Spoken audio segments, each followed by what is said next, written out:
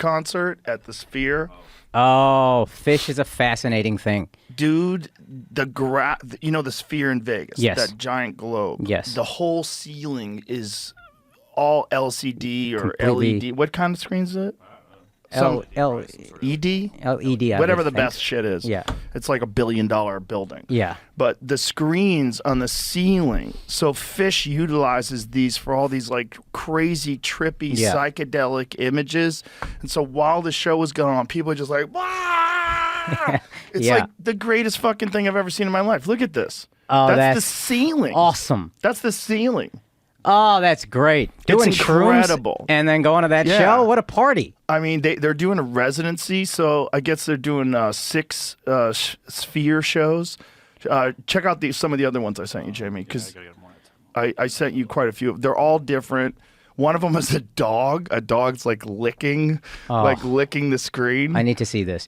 I did not know how big Fish was. I didn't know it was big at all, but they have such a massive cult following.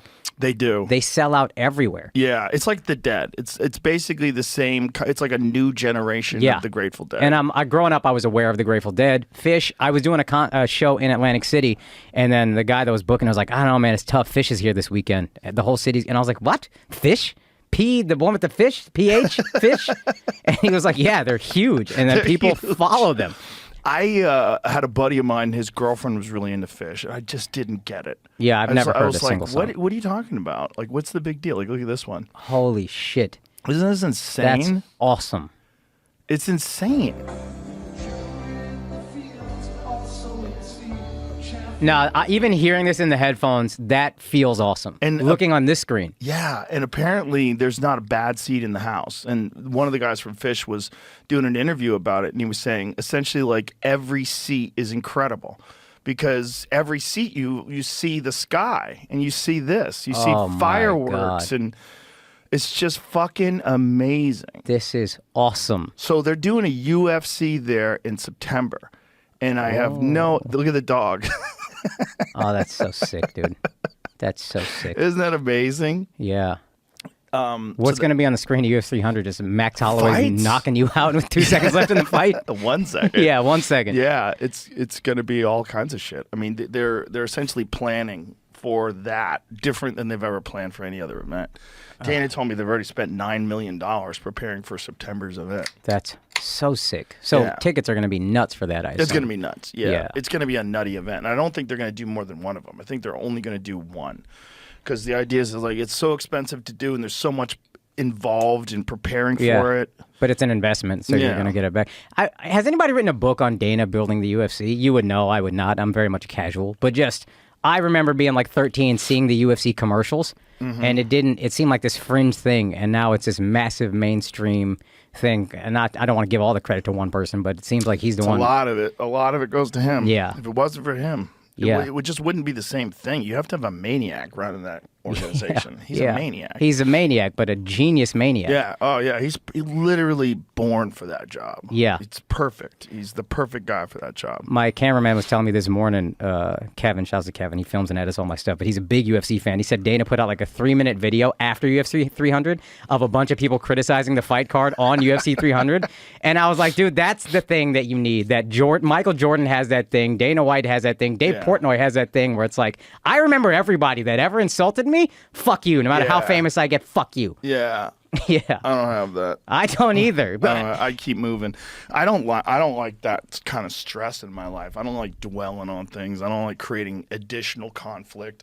Maybe I did when I was younger, but that shit doesn't seem appealing to me at all. How do you let go? If you had it when you were younger, how did you let go of it? I just realized it wasn't helping me. Yeah. The same way I let go being jealous of people. I would be jealous of other comedians, like if they were killing it. I would be like, oh, I hope he bombs. Yeah. And then I this is when I was 21. I felt this. Oh, that's very young for and that. I saw it. I was like, God, what a weak thought. Yeah. I was embarrassed. Yeah.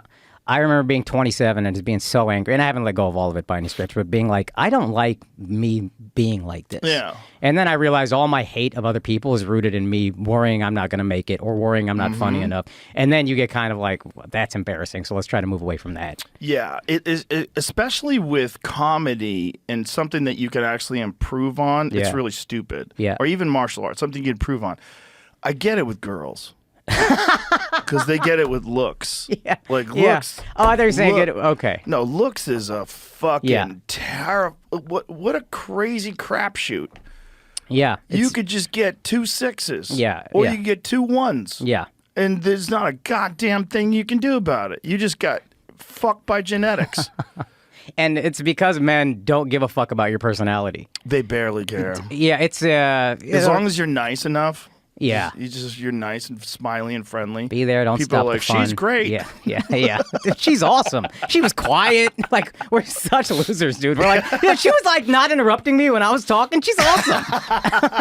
Yeah, dude, it's all genetics. Yeah. It's all just, we're looking for those features. Yeah. We're looking for symmetry and all kinds of different things. And it's just, the world is a rough place if it's just a looks thing. Yeah. But if it's a performance thing, God damn it, it's the opposite. Like, you should be excited by someone who's better than you. Yeah. Because that gives you something to strive for, and it also gives you fuel. Yeah, absolutely. And I've said this publicly, I think on True Geordie's podcast, but watching Andrew blow up, there's times where I'm insecure and I'm like, oh, am I going to get there? But then watching him handle all of it, I'm like, oh, that is such a blessing to be able to watch him handle everything. So if and when I get to that position, this is how you handle it. I've seen it done before. Yes, that's important. Yeah. That's important to learn how to just be yourself, stay yourself. You have to learn how to stay yourself because the pressures are different. The world, it's like you step into a different atmosphere.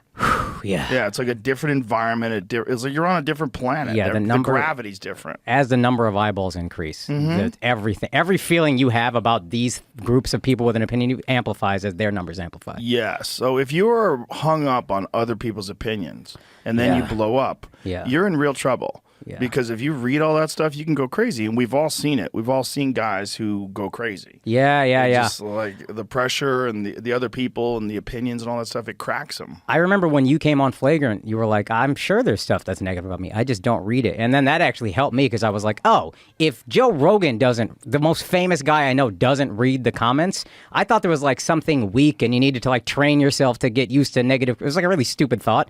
But it's like, no, you could just not do it. And then those people aren't real in the real world. If you're a nice person, right, you want to have nice exchanges with people. Like, I'm a nice guy. I like to be friendly. I like meeting people and hugging them. Yes. I like fun times. Yeah. I don't like arguments. So if like I'm engaging with people who are troubled, mentally ill people that are just looking to shit on people all the day, then you get all that energy in your head. Like, I wouldn't gravitate towards that energy in real life. Why would I gravitate towards that energy online? Yeah. This is not good for you. Yeah. So if you pretend that you don't care at all, well, now you're pretending, okay? Now you're not a human anymore. Because all humans care about other people's opinions. Yeah. It's a part of why we all survived. You know, why our tribes managed to move into cities and create agriculture and create civilization. You have to like each other. You get along. It's part of the deal of being a human being. Right. And if you try to pretend that I don't give a fuck, okay. Now you're lying. That's a coping mechanism. Yeah, now you're lying. You just got to be honest about what you are. You're a human being. And if you're a human being, what do you want? You want good interactions with people. My wife said a thing I was getting in my head a couple times, and she says a thing. She's like, let me ask you a question. Have you ever gone onto a content creator's page and left a negative comment? And I was like, I don't think so. And I love hating on things. But going on to someone's page, and then she was like, now imagine doing it incessantly. All day long. Those people have some level of mental illness that like their life is based around hating someone else. You can't take those people that seriously. And I was like, that's a valid point. They might dislike me, but that level is weird. Yeah, they're losers. It's a bandwidth issue. And I don't mean they're losers like they can't be winners. I mean like what you're doing, you're engaging in loser behavior. I've engaged in loser behavior before. Of course. I've been a loser. Right. Doesn't mean you are like, this is a can. Yeah. You are a can. Like you never change. This is never going to be a plant. Right. You know? Right. It is what it is.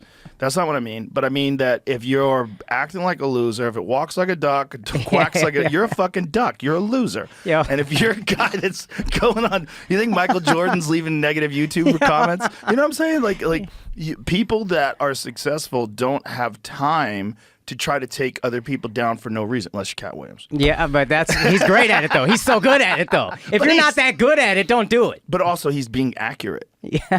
The thing about Cat is, like, you can't refute the things he's saying, other than the book thing.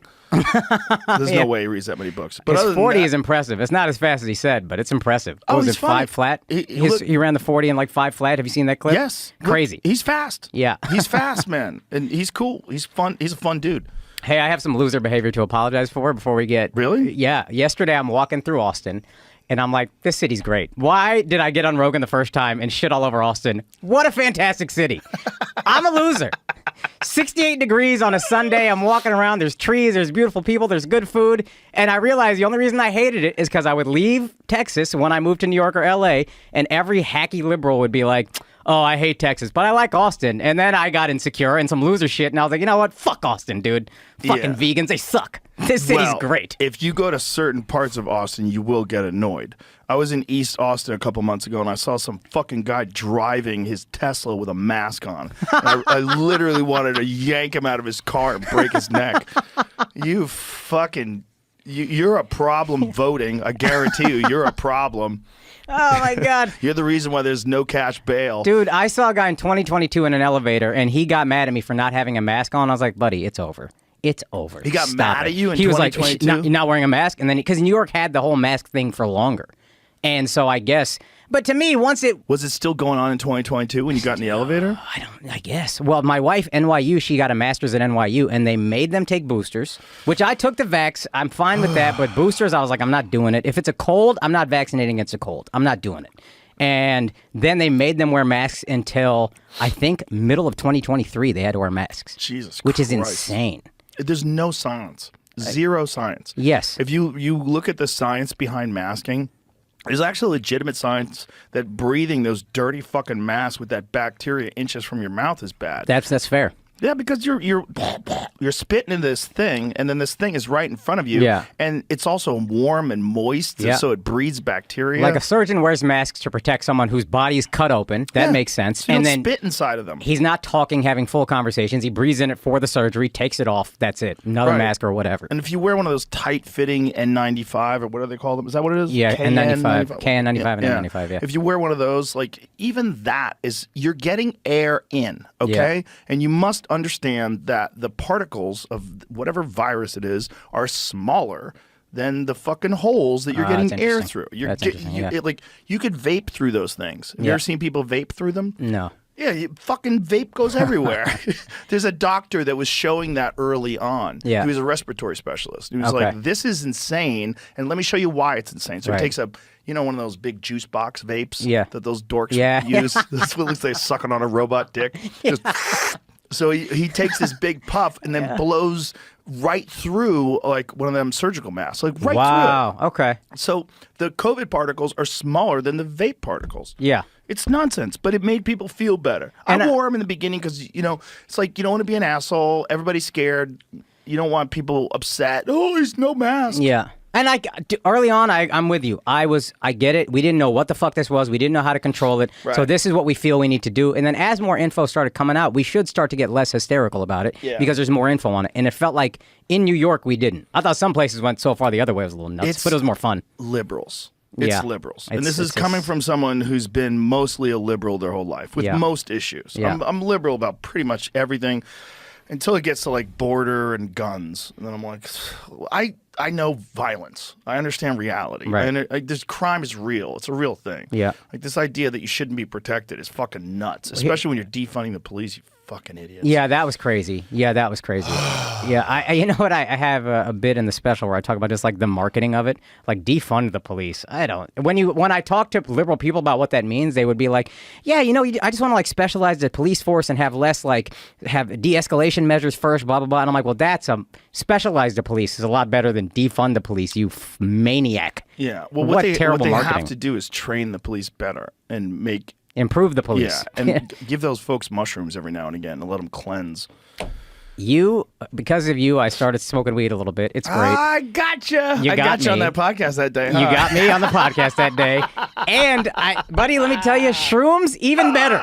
Yes. I'm so glad I waited till I was 37 to do any of this. I don't think I could have handled it when I was That's a smart. kid. That's actually But smart. shrooms are the best. When you were showing me that fish thing, all I was thinking about is I'm going to my get God. shrooms, tickets to a fish show, sit there and lose my mind. Ari Shaffir is trying to convince me to go to a makeup specialist and get a prosthetic nose and chin. Oh, yeah. Like just you gotta. put a wig on maybe. Maybe Shrooms get a wig. before? Yeah. Not a blonde one. Not a blonde one. People will know. Yeah, maybe a redhead. Maybe I'll be a redhead. And eat some baggy clothes or something like that. Yeah, Something to but hide the shrooms, guns. But Yeah.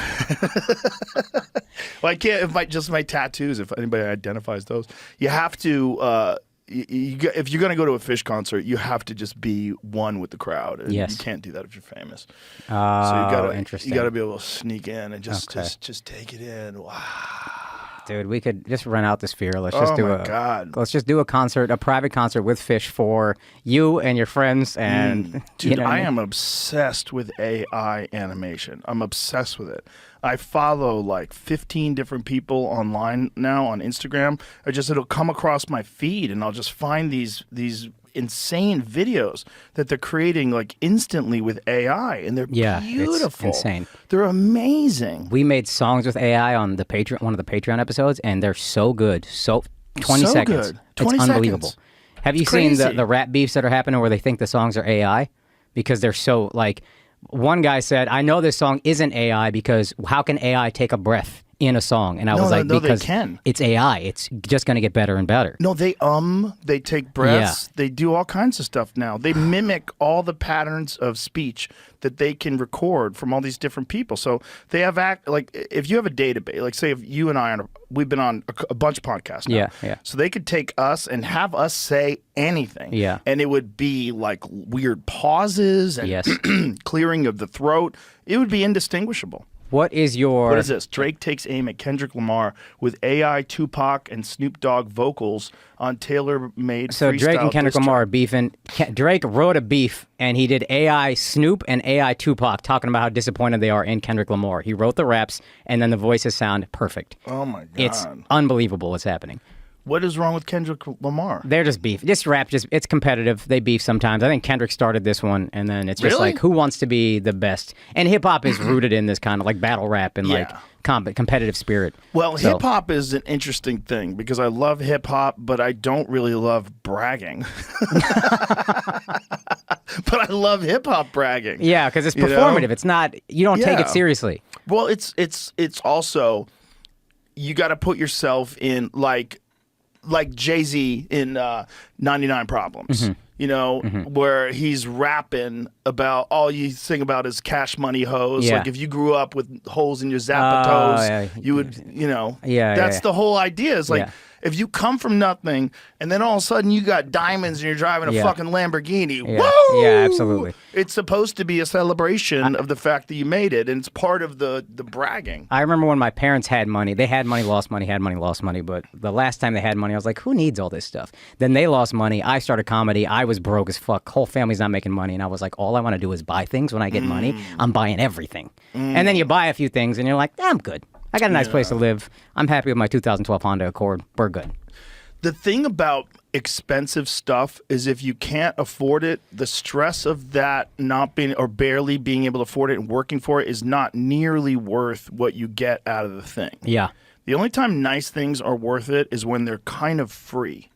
Meaning not that they're free, but that you don't feel it. Yeah. Like if you went out and bought a new Mustang, you wouldn't even feel it Right. if you're rich. Yeah. Like it's like, boo, I can enjoy this. This is Yeah. fun. Yeah. It's like it doesn't affect your life. But if you make $60,000 a year and you go out and buy a new Mustang, Yeah. and then you're looking at those car payments and you're looking at your rent payment and then Yeah. you're looking at your bills, you're like, fuck. Yeah. You're like, maybe I should take on like a little Uber thing on the side. You know, With that's my what people- Mustang. Yeah, Yeah. people wind up doing that Yeah. to pay for a car, Yeah. which is a great thing to do if you want to do it that way. But the additional stress, like houses. Like I always tell people this. This is an important lesson that I learned when I was 27. When I was 27 was the first time I ever had a nice apartment. I moved to Hollywood. I was on a television show, and I got this place in North Hollywood, and it had a loft. Yeah. And I had a pool table in my living room. I'm like, this is amazing. This is the dream. And I was sitting down. I didn't even have furniture yet. And I was dating this girl, and we were sitting down listening to Seal. the Kiss by from a a Rose. Rose. Yeah. And we're listening to it. I had this dope ass fucking stereo that I bought. I've never had a stereo. Yeah. And then I have bullshit stereos, but I never had a real stereo with the big speakers. Yeah. And so we're listening to this. This sound is like it's bouncing off the walls and everything. I'm like, this is incredible. But then, after a few months, I had this revelation. I was like, oh, this is just home. This is the same feeling I had in my shitty apartment in New York. Yeah. It's just home. The high wears off. Exactly. My shitty apartment in New York, I had a television and a bed. Yeah. That's all I had. All I had is a television and a bed and a pool cue. And then I had, in the other room, I had a kitchen that I was fucking never in. I just ate out every day. Yeah. Very rarely did I cook. Yeah. So it's like, that was home.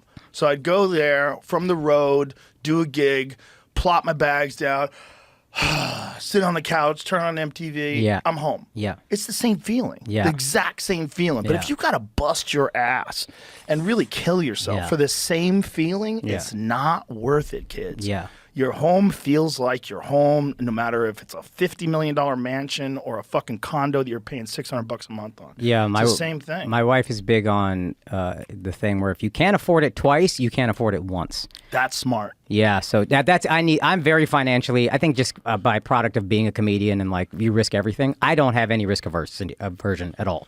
My wife is a little more risk averse. So like if I want to buy a nice watch, I'm a little bit into watches now. She's like, can you buy that twice? I'm cool with you buying it. Just make me feel better. Can you buy it twice? Right. That's it. That's all I want to know. Can you buy? Did the watch thing's a thing? That's a thing dudes get into, and them bitches is expensive. Oh yeah. And then you get into watches that people don't know are expensive, but they are expensive. That's what I love now. Because Stealth walking around New wealth. York, I don't want to. I'm a very robbable guy. So walking around New York, I want something that's nice, and you're like, all right, fair enough. I don't think that's that nice of a watch. I'll let him walk. Yeah. So that's my jam now. You got to think like that if you're in certain spots. Yeah. Has New York gotten that bad? So apparently, I looked this up because Alex keeps up with this stuff. Alex on the podcast, and he was saying crime is down. So I looked it up. Murder is down like 15% from a year ago. Rape is down like 4%. I think assault might be up. But yeah, you do feel. Here's the problem though: underreporting. And one of the problems with when there's no police presence, and like that's a thing in LA right now. Robberies are so common, it's so bad. The mayor of LA's house got broken into. Really? Yeah. The LA mayor. Pull that up. It just happened. Wow. It just happened yesterday.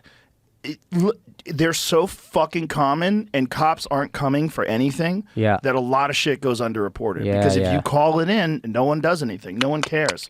Los Angeles Mayor Karen Bass safe after suspect breaks into her official residence. That's crazy. I like how she has an official residence is also wild. Yeah. What's the unofficial? Her and her family were not harmed when a suspect gained entry. I like how I said that. Gained entry. He That's gained crazy. access. He broke into your fucking house. To Getty House, the LA mayor's official residence on Irving Boulevard around 6:40 a.m. this morning. First of all, that's ridiculous that you have a place where everybody knows you're going to be because it's the mayor house. Yeah. But you got to stay in the mayor house. Yeah, but no one should get in. We all know where the president's staying. Yeah. We're not getting in. I hung out with the governor when I first moved to Texas. Oh, yeah. And the governor lives in the governor's mansion. And so you got to go to the governor's mansion. You're going through all the security. They're frisking you, taking stuff out of your pockets. Yeah, of course. Just cops and everything. I'm like, how crazy is it that you're staying in this spot where everybody knows where you are? And then while I was hanging out with them, a drone flew over the balcony. Get the fuck out of here. It turned out it was the fire department. They were doing something with drones, so they scan for fires and shit, and I don't know what they do. But where I was like, this is crazy. Do you have to deal with this all the time? Is a drone in front of your fucking house? Yeah. I'd get a shotgun. I remember watching a presidential debate. It was Obama and Romney, I think, and then we were at the Village Lantern where we came up, and then my boy Michael Blaustein points at the TV and he goes, "Why would anyone want this?" And I was like, "Yo, that's a good point." That to leave my house, So it's drones flying over my house. The level of scrutiny. Anytime I say people are jumping all. Remember they were jumping on Barack because he said a lot. Yeah. They're just all over him. It's like, dog, can I live? Imagine that now. Would you see how bad Biden is in speech? Yeah, it's rough, dude. It's I got hairy legs. It's so rough to watch. It's so rough to watch. Imagine if Obama came along and people complained about that. Yeah, like, that's true. Wait a minute. How do you not complain about this guy? That's true. This is ridiculous. Do you want? I've heard you say I think Michelle should run. She could win. She could win. I think. I think if she won. I think if she ran, she could win. Yeah, I think. I don't think she wants that though. No, I don't think she wants that in her life. Which is the bullshit that they dealt with over the 8 years when he was president. Yeah. Fuck all that. Fuck that job for anybody that that like really good at it. Yeah, I trust the person who doesn't want the job more than the person who wants the job. I mean, for you sure. have to be like real desperate to change the world. Yeah. And be a good person and actual good candidate to understand that they're going to come for you. Yeah. Like the way they're coming for Trump right now. Yeah. This thing that they're doing right now with the criminal trial for the hush money payment, this is essentially the way it is. It's like he incorrectly labeled a payment on, it's like a ledger thing. It's not even like it's illegal to pay someone to shut up. Mm-hmm. The whole thing is, it's like how he recorded what that payment was for. I don't know enough about the trial to know. But I think what a casual observer like myself would say is, oh, this seems like a witch hunt. And I don't think if your strategy is to make Trump not win an election, I think that only emboldens his support. People who are on the fence might be like, oh, they really are trying to get this guy. He's right when he says all this stuff. They're definitely trying to get him. But if you look at what's going on in New York crime-wise, look at the bail situation. Like those two guys that beat up the cops, the illegal immigrants that beat up the cops. I didn't even know about this. They let him out right away, and the dude was like Tupac in the camera and shit. It's like he just got out. Fire, to be honest. It's kind of fire. This is a young guy who walked here from Guatemala. He's like, "Fuck you! I just beat up your cop." That guy is Scarface. We watched a movie about that guy in the '70s and loved him. Yeah, and you are never gonna get that guy out of here now. Yeah. Like, even if you beat up a cop, like you're not even deporting him. You're just letting him right back on the street. Yeah. And then how are you tracking him? You're not tracking him. Are you tracking him? No, you're not tracking him. There's no resources. There's no fucking money for anything there. It's crazy. I thought South Park had a really good take on illegal immigration like 15 years ago, which was like the liberals are all just like, let them in, let them in, let them in. The conservatives are like, don't let any in. And nobody's like, hey, maybe we could also just try to help them out in their country so they don't need to sneak in. Yeah. And that's probably a great way to do aid. The problem with that is then you don't get the cheap labor that you need to make cars for like $10. That's very true. That's very true. Like, my parents owned a restaurant that failed, but if you think we were hiring legal people, that's crazy. No chance. We would have closed even faster. That's the thing about L.A. They just switched it to $20 an hour for minimum wage. Yeah, there's no way you can afford that. Businesses are just going to close up shop. They're going to kill the economy. Or just keep hiring illegals. It's going to be one of those but two. You can't do it because they have to get paid a certain amount. Even the illegals do. Really? Unless you're paying them under the table. If you're running McDonald's, you can't pay people under the table. They'll get you. Well, they're also just going to do the self-checkout and just eliminate workforce wherever they can. That's what's going to happen. It's going to be an AI thing. It's going to be self-checkout. They already have a thing here. There's a Whataburger that's like a digital Whataburger. You'll order it on your app, and then you pull up to a kiosk, and it just fucking comes out. And like, all right. Yeah, and we're all just going to get used to it. The self-checkout doesn't seem weird anymore. Not at all. Remember Bill Burr's bit like 12 years ago where he's just like, I'm just stealing it? Now we're all like, no, we'll just pay for it ourselves. And they'll have a tip at the end at the airport. I just rang myself up and you want a tip? Get fucked. Ridiculous. Give me my money back. That's the tip. That's ridiculous. Yeah. The tip thing is crazy. But people try to weasel tips out of you everywhere. Yeah. It's weird how like some things get tips, like a Starbucks barista, but other things you never think about tipping. Yeah. That are like harder jobs. Yeah. This might be classism or whatever. When I see the like grocery delivery guy, I often see someone that I feel like could use the money more than the fucking barista at Starbucks. So I try to over tip them. I'll do the $1 standard at a coffee shop because my friends shame me. But now I'm like, I'm kind of classist in how I tip. I'm like, who needs it more? And then I'll over tip that guy. Yeah. Well, I like to tip people. It's fun. It feels nice. I've heard your tips are pretty crazy.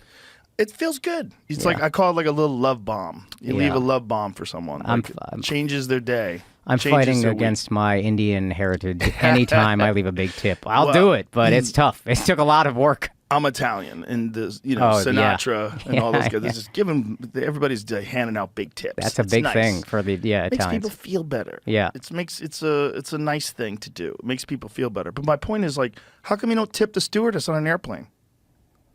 Because they're the fun police, dude. That's why. Sometimes they are the fun police. Can I just have my seat back while we land? Why can't I have my seat back while we land? What's your fucking deal? Makes no sense. Yeah. But they're just doing their job. I know. They're forced to do that stupid shit. But if you let me have my seat back, maybe I'll give you a 20 on the way out. They'll get fired. They didn't follow the stupid fucking protocol.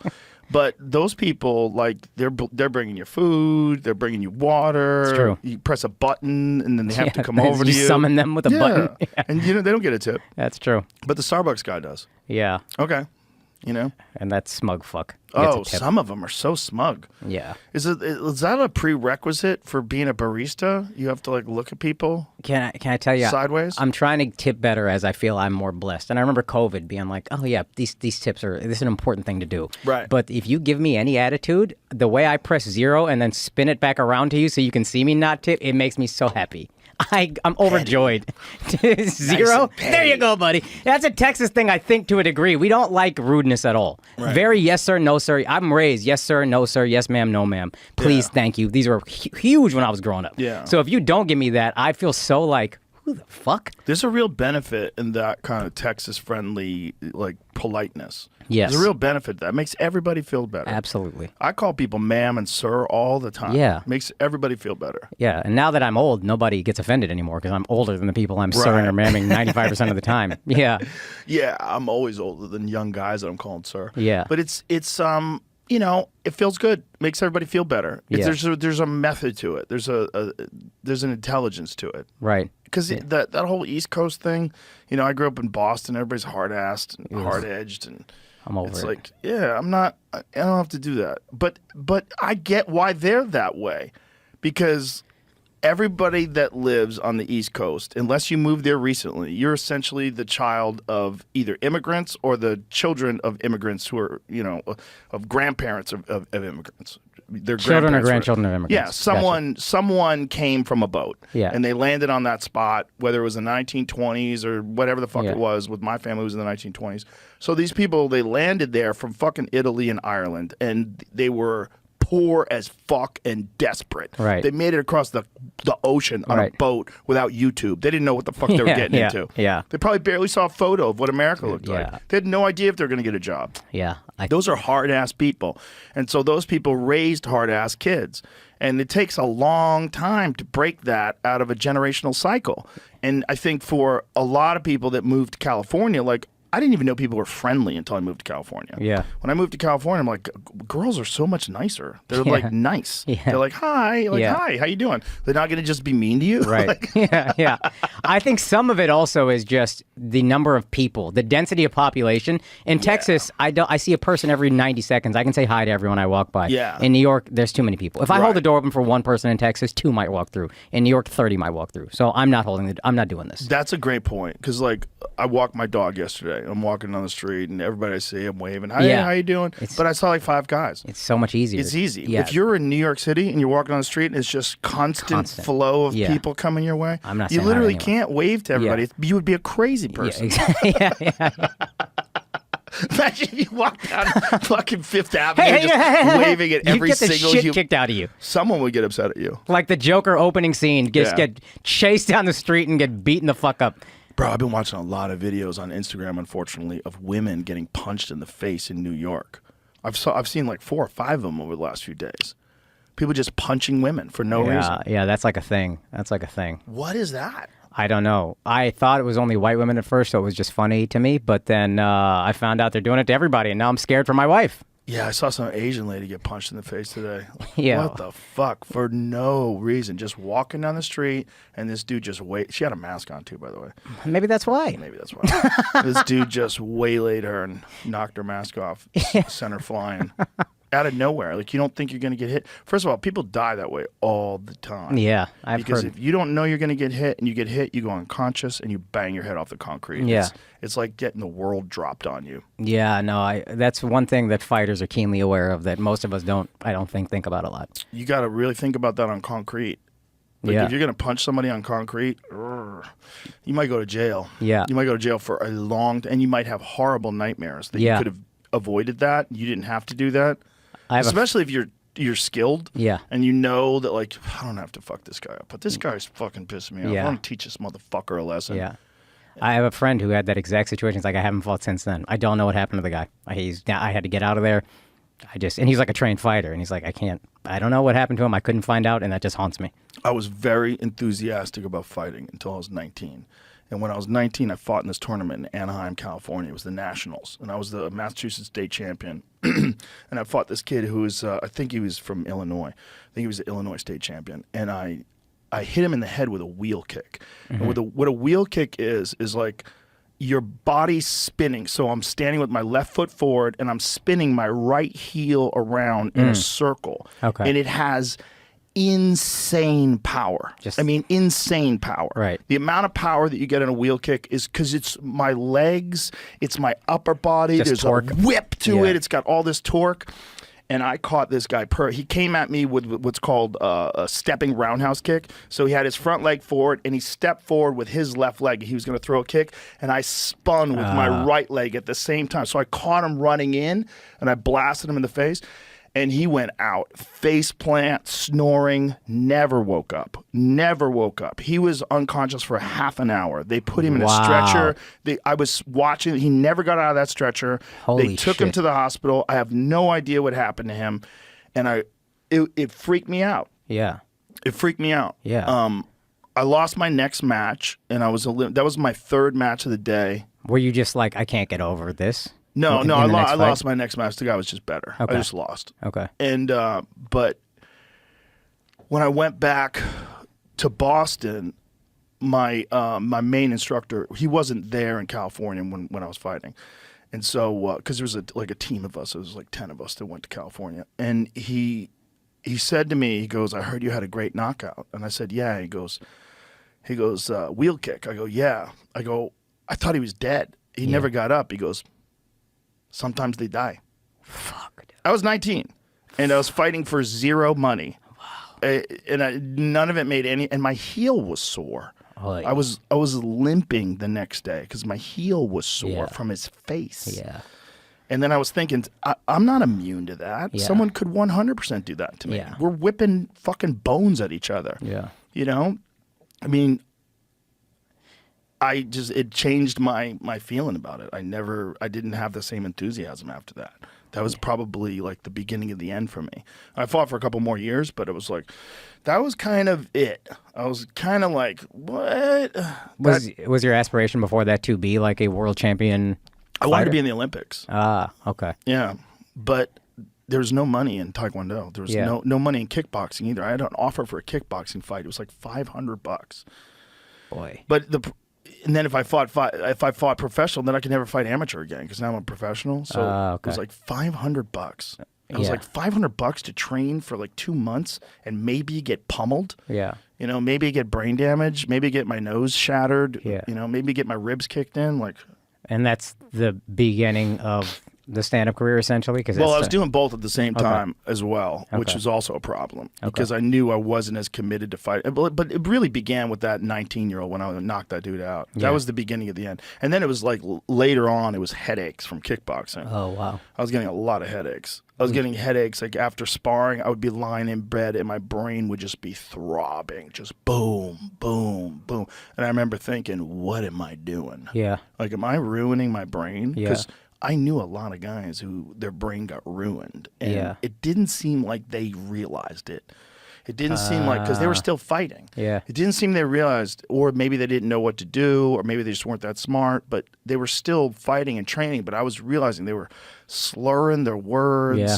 And there's just this clear evidence that something was off. Yeah. And I was like, oh my God, is that happening to me? Is that going to happen to me? Yeah. You know? And then there's also, later on I realized there's also other side effects of that, which is like impulsiveness, gambling addiction. People get crazy. They start doing a lot of drugs. They drink a lot. A lot of guys become drunks because they're just trying to feel good. Yeah. They just feel terrible all the time. Yeah, and we had no idea about any of this back then. You're in a fog of depression. Yeah. Because people thought back then punch drunk was a thing. That was real. Everybody knew a guy, but no one worried about it up until it was obvious. Right. You know, and no one worried about, there's a subconcussive traumatic brain injuries that cause a lot of CTE, which is chronic traumatic encephalopathy. Right. And that's the thing that makes people kill themselves and, you know, do wild shit and lose their fucking mind. But soccer players get that, man, I know. It's from so, heading the ball. I've heard this, and it's so crazy how delicate the brain is. We don't think about it. Super delicate. Yeah. It's super delicate. And that's why I tell my friends that they still like to spar. I was like, man, I know it's fun. I know it's fun to spar,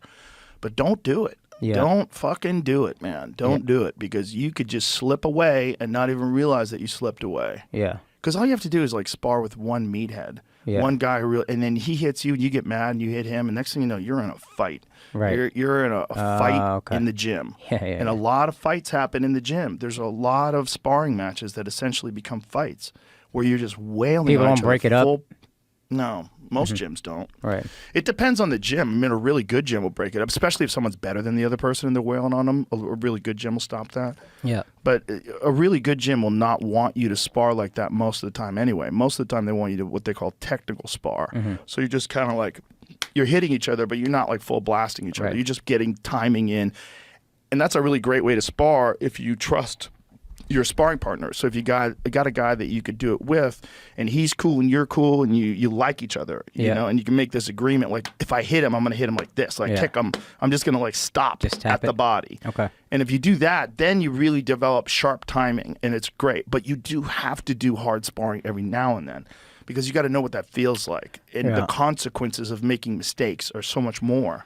I'm going to be honest, I think about getting into like jujitsu and stuff, and then you start talking like this, and I'm like, I think I'm okay. I think I don't need this. I think I'm not built for it. Yeah. Well, I'm a grappler. Well, you got Hassan looking good. I went, by the way, Mothership is beautiful. Hassan took me yesterday. Thank you. Gorgeous. Mitzi's also. As a non-drinker, I didn't have any interest in Mitzi's, and then I went there and I was like, oh, this is a vibe. Yeah. This is like a speakeasy, and then I heard it's shut down for anybody but comics after a certain hour. Yeah. That's awesome. After 11 p.m., it's comics and their friends. That's awesome. Yeah. But yeah, Hassan looks good, dude. And he said he was training with you. Yeah, yeah. Yeah, I got those guys on a workout boot camp. Shane Gillis, Hassan, Derek Poston, Brian Simpson, Duncan Trussell. Is Poston still doing only meat? He's doing carnivore? Yes. He told me he was doing that. So's Hassan. Yeah. Oh, I got really? them on that for January. It was World Carnivore Month. And I said, I just want you guys to try this for 1 month. He said you it was could so eat hard. Eggs, you could eat. It is hard. Yeah. But once you get accustomed to it, like, that's how I eat, man. I mean, I'll still eat whatever I want every now and then. Yeah. But the vast majority of my diet is all just meat and eggs. No veggies? Very little. If I want to, like the other night I had a salad. I felt like having a salad. And blood work is all good? It's no? great. Oh. It's great. Everything's great. Look at that. Yeah. No, it's amazing. It's like your body wants to eat real food. And if you're eating bread and all that bullshit, it's not real food. It's just your body's like, bleh. I'm never tired. Okay, so I used to get look, I 100% am addicted to pasta. Like, if you give me a big bowl of like linguine with clams, I will fuck that up. I will fuck some lasagna up. You put a pizza in front of me, I can't stop eating. Yeah. I'll eat a whole pizza, a whole extra large pizza. Right. But that's not good for you. Yeah. And when I would eat like that, I would always crash. I would get these moments at like the middle of the day. I was like, I got to take a fucking nap. Yeah. Like, I wanted to take a nap. I love that feeling. It's a great feeling. It's so fun. It's so fun to just be able to take a nap if you can. But if you're busy and you can't take a nap, and now you got to go do things and you're all droopy. Yeah. But when I started eating only meat, one of the first things I noticed is that my energy levels were completely level throughout the day. It was flat. It never went up. It never went down. I was like, this is crazy. Like, I'm not getting tired where I'm expecting to get tired. And then I realized, oh, that's probably like an insulin dump. Like, my body's probably fucked up from all this carbs, all this sugar and bullshit that I'm putting in my body. And as soon as I stopped doing that, I felt so much better. And that's what those guys said. That's what Hassan said and Derek said. They're like, dude, I feel so much better. I have so much more energy. Yeah. Because you're not poisoning yourself. Yeah, I did like a keto style thing. It was called soda, this thing. Before I filmed the special, I let go like 20 pounds. And it was, I didn't realize the idea of eating fat instead of carbs is fat, even with a smaller amount, is just more filling. So carbs, protein you can eat 200 calories of carbs. Protein and fat. Yeah. Carbs, I'm hungry again right away. Right. If I have even just a tablespoon and a half of olive oil, I'm good for 4 or 5 hours usually. Yeah, it's more. It's a higher satiety level. So if you just eat a 16-ounce steak, you put a 16-ounce ribeye in front of you, And if that's all you're eating, you'll be full. You'll eat that and you're like, that was great. But if there's mashed potatoes right next to it with gravy and then maybe some French fries and then maybe over there there's a little bit of spaghetti and meatballs, like I'm going to keep eating. Right. I'm going to keep stuffing my fat, stupid face. And then I'm going to, at the end of it, I'll be like this. Oh, fuck. Yeah. Which is still my favorite thing to do. It's a great feeling. Yeah. But it's really bad for you. Yeah. It's a great feeling that's really, like drinking. It's a great feeling that's really bad for you. Yeah. I don't drink, but I will gorge. Yeah, it's not good, man. It's not good. You really, especially one of the things as you get older, you realize there's a giant difference between people my age that take care of themselves and people my age that neglect their health. They deteriorate. Like I have friends that are my age, and when I tell people we're the same age, they're like, "What?" Yeah. Like other people can't even believe it. How is that guy your age? Yeah. Like because he didn't do anything. He didn't take care of himself. Like you have to take care of yourself. You got to treat your body like it's a fucking car. Yeah. If your car's got a fucked up transmission, get it fixed. Yeah. If you change your fucking oil, stupid. Have you seen this guy Brian Johnson? He was on Flagrant. He's fascinating, dude. He's fascinating. Yeah. He says he eats like 1,800 calories a day, and the saying he says is kind of fire. He goes, every calorie is fighting for its life. Every calorie has a purpose, and if we can't find a purpose for you, you're out. Yeah. Every piece of food has a purpose. He's also like injected his son's blood into him, and yeah. So when I first read articles, here's what I'll say. When I would just read articles, he's coming on the pod, we're researching, and I'm like, they paint him as like this billionaire fuckboy who just wants to be a billionaire and have sex with 18-year-olds or whatever. They kind of make him seem like that. When you talk to him, he's like, I think humans can live forever with the help of AI, and I just want to push us there. And you feel like, oh yeah, he's not like, he was wearing like a unicorn shirt when we saw him in like some blue corduroys. No, nothing fashionable about this man. Mm-hmm. And I think his dad is pretty sick, and so he, I think, wants to make humans live forever very soon so his dad can stick around.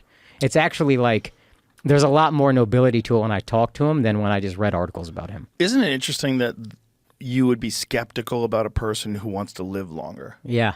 Well, a billionaire who wants to live forever those things together sound evil genius, like Lex Luthor. Right, but it also makes people's like, no, everybody's got to die. You too. It's like, especially poor people that don't have the money to do all the shit that he's doing. Because what he's doing costs like millions every year, right? $2 million, I think, a year on his body, yeah. That's crazy. Yeah, LeBron spends $1 million a year, and this guy's not even an athlete, but $2 million a year. Yeah.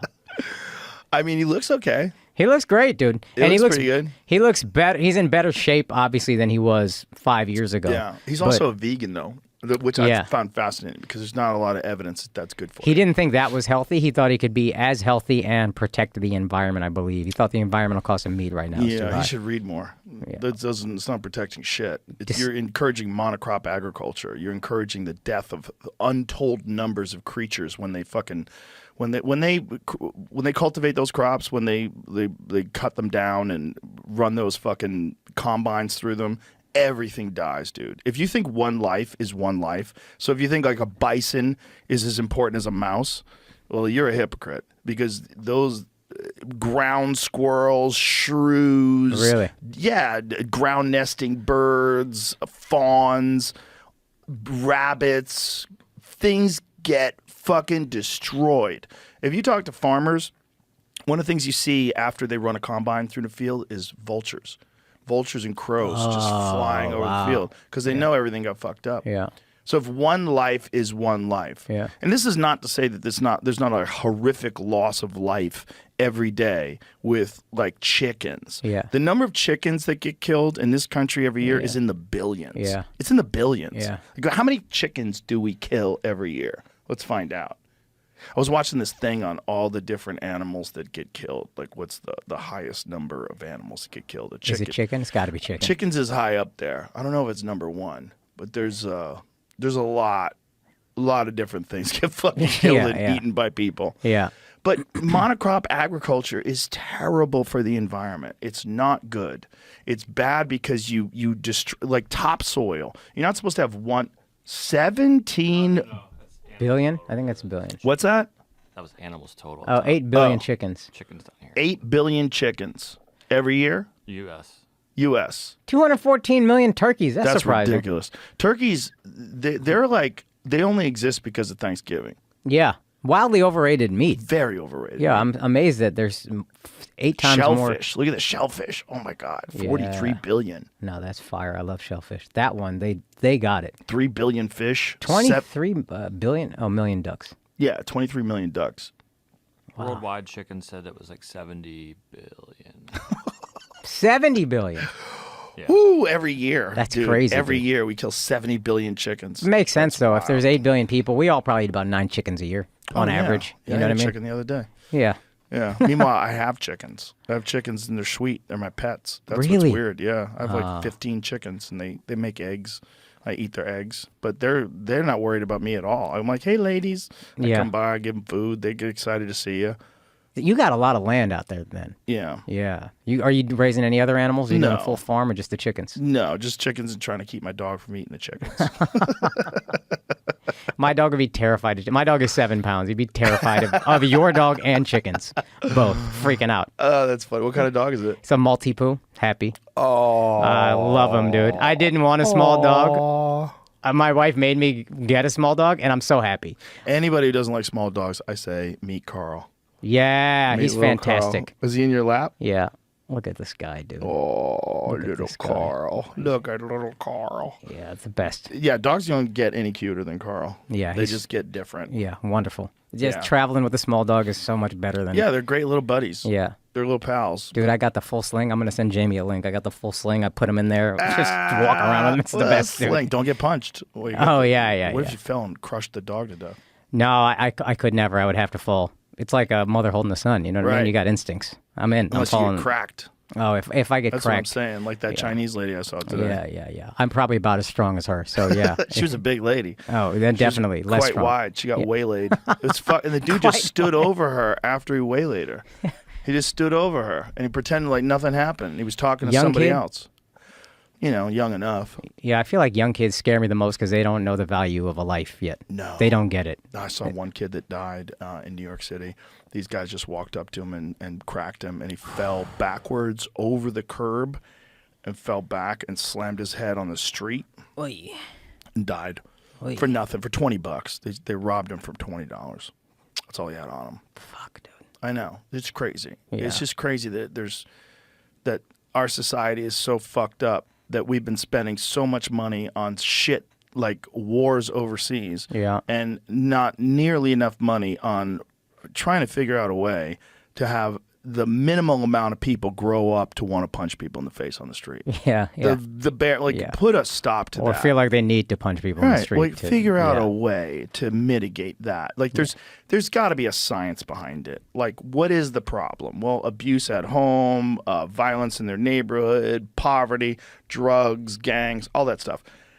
If they could pump money at that, what would the downstream effects of a lack of crime and violence? If you could give Yeah. people hope and educate them at an early age Yeah. and set people up saying, I'm going to help you, I'm going to mentor you, I'm going to get you along in life. Yeah. The amount of money that we would spend to do that would pay for itself 4, 5, 6 times over, and less crime, less bullshit, less losers, less Yeah. problem, less prisons. Yeah, all that. so much of it seems like it just starts at home, and there's the generational trauma thing that you hear about a lot, and it's like, yeah, Well, like we were that's- talking about with the East Coast. Exactly. There's a little bit of generational trauma there. Yeah, I had so much. I had to think about my dad struggled with alcohol abuse, struggled with a lot of stuff, and I had to understand what his life was supposed to be in India and then what it was going to be here. In India, he was like set. He'd passed this exam that like 5 million people apply for and they select like 200. Like he was going to be a millionaire bare minimum, 24 years old. Then he's at another family member's wedding and his little cousins are like, hey, you're getting married today too.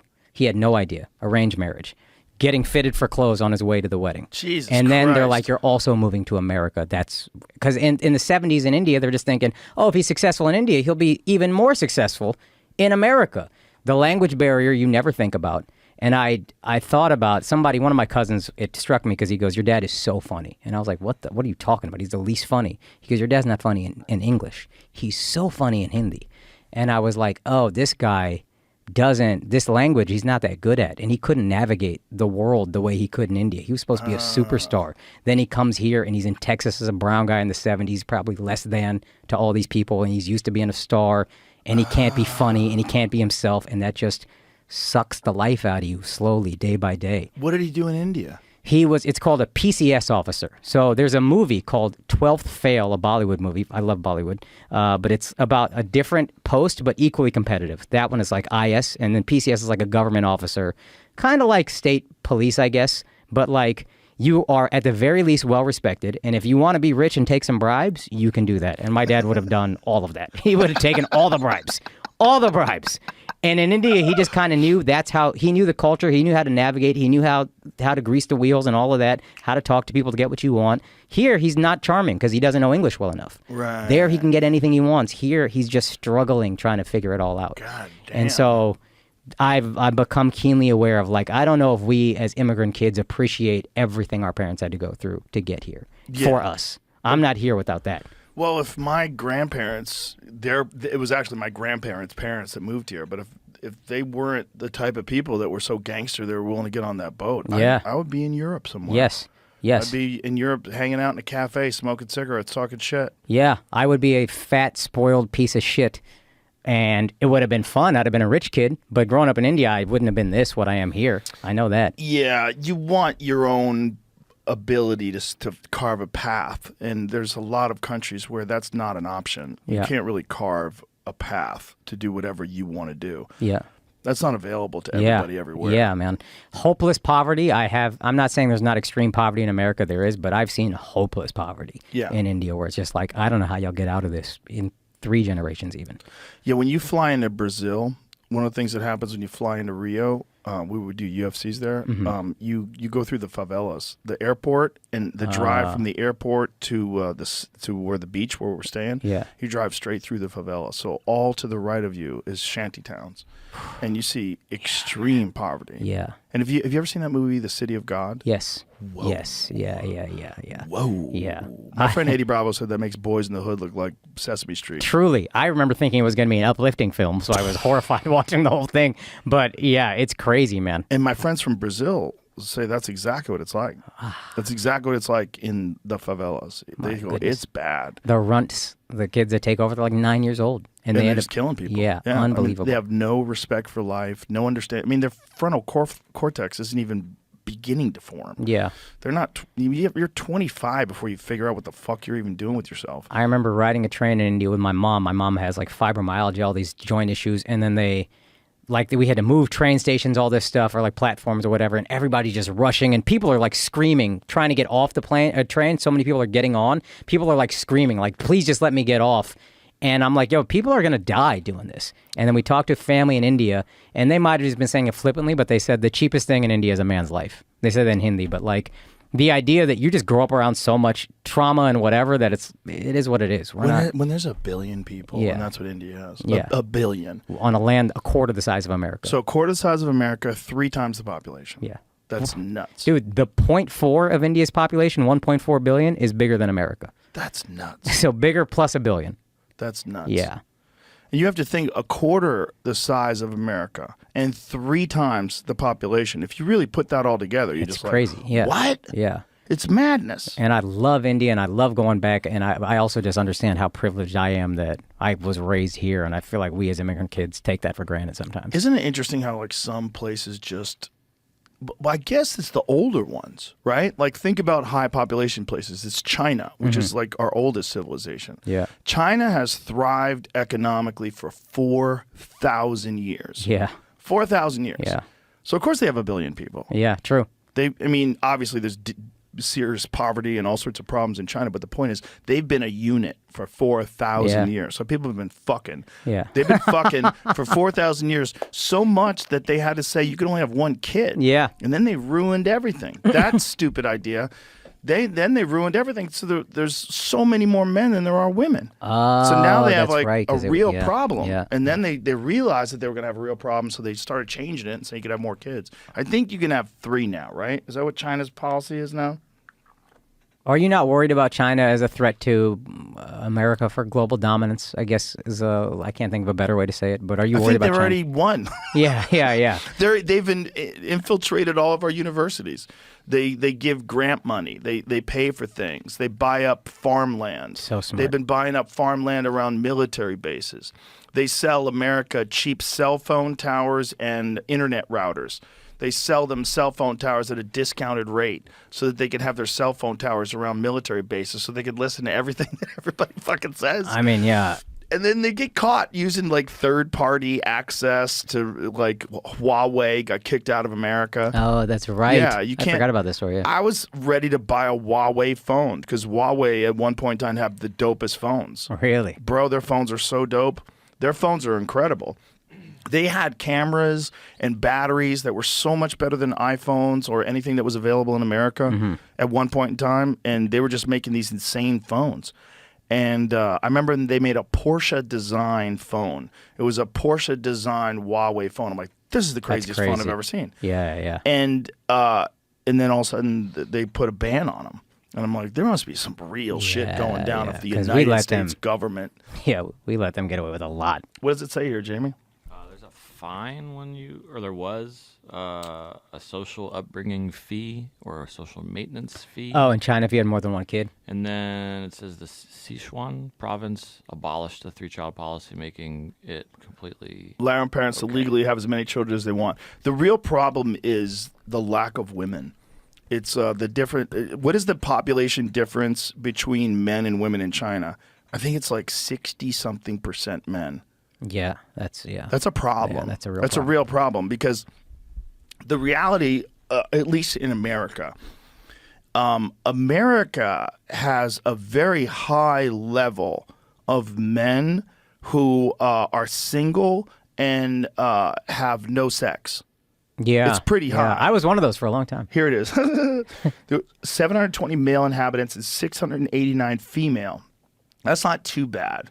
Yeah. That is, but what is that about? That's not 60%. No, it's a little over 50. I think like 54, probably 53, if I had to guess. Okay. Ballpark. That's not too bad. Yeah. China's total population decreased for the first time in decades in 2022, and population decline is expected to accelerate in the upcoming years. And that's because of the population of women versus men. Yeah, and then the gap in genders could increase because the older people that didn't have the one-child policy, they're going to start dying off. Exactly. Yeah. Exactly. Yeah. And so in America, like there was some study recently that they were talking about the amount of single men and men who don't have girlfriends. Yeah. And it's crazy high. Yeah. Because everybody's got super high standards. Yeah. It's a chart that shows the distribution from China from 1950 to 22, and it seems like it's almost the same the whole time. Interesting.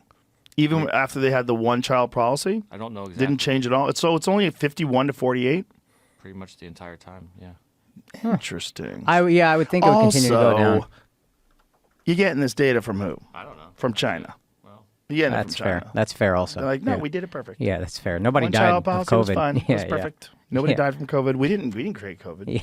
Yeah. Why are you calling it the China virus? Yeah. Fucking racist. Yeah. Yeah. No one's even mad at China for killing a billion people. Yeah, the idea. There's this idea that if I criticize a government, I'm criticizing the people. Like the idea if you criticize Israel, you're anti-Semitic. It's like, guys, let's let go. If I criticize the Chinese government, Israeli government, I have no problem with you as groups of people. Y'all are wonderful. Yeah. Government, y'all are a little nuts. Of course. Yeah. Even with America. Yes, absolutely. Like if you have an American flag, you're racist. Shut up. Yeah. America is all of us. You can't let the corrupt government take your fucking flag and decide that that's a colonizer's flag. That's so stupid. That's all of us, the children of immigrants. Yes, 1,000%. And if I go to Europe and they make fun of America, I don't think they're making fun of me. I don't think they hate Americans. I'm not like, how dare you? Meanwhile, you're probably accurate. I'll probably laugh along with you. Yeah. Like, tell me more shit. Yeah, you're probably right. What do you guys think is funny about us? Yeah, exactly. Yeah. Yeah, we're killing ridiculous everyone with our place. food. Sure. Yeah. Yes, let's go. We are definitely doing that. Yeah, I hate They that probably- I've become that guy, but I've become that guy. Well, Russia doesn't allow GMO foods. They don't allow it. Yeah. You have to. Everything has to be organic in Russia. I hate that, but I went to Europe and then I tasted like the food there. And not that they're the best chefs, but the quality of everything is just so much more clean and pure. And then you taste the stuff in America and you're like, oh, they're right. This stuff sucks. It's killing us. Well, we just have so much fast, cheap food. Yeah. Fast, cheap food that's terrible for you, and that you never get satisfied. You want to keep eating it. But like Will Sylvince was telling me years ago, he went to London in like 2007. I just moved to New York. We were talking. And he was like, the chicken in London is actually white. in America, it's called white meat, but it's kind of like yellowish. You ever notice? And I'm like, I guess. And then he goes, if you go to London or France or wherever and you eat the chicken, it's purely white because they don't allow you to fuck with it like they do in America. What are they doing to America to make it yellow? I don't know what they're doing exactly. You're the guy that researches. I'm the guy that just talks shit. But my friend Mike Albanese was talking about this exact thing, unrelated. We were just talking. He was like, dude, if you buy frozen chicken breast in America and you look at the ingredients list, it's way more than just chicken and breast. Is you know it? what I mean? It's like whatever nitrate, whatever preservative, whatever. It's just like a whole, you can do anything. The preservatives are what really fuck you. You got to imagine, what is a preservative? A preservative is something that discourages bacteria from eating food.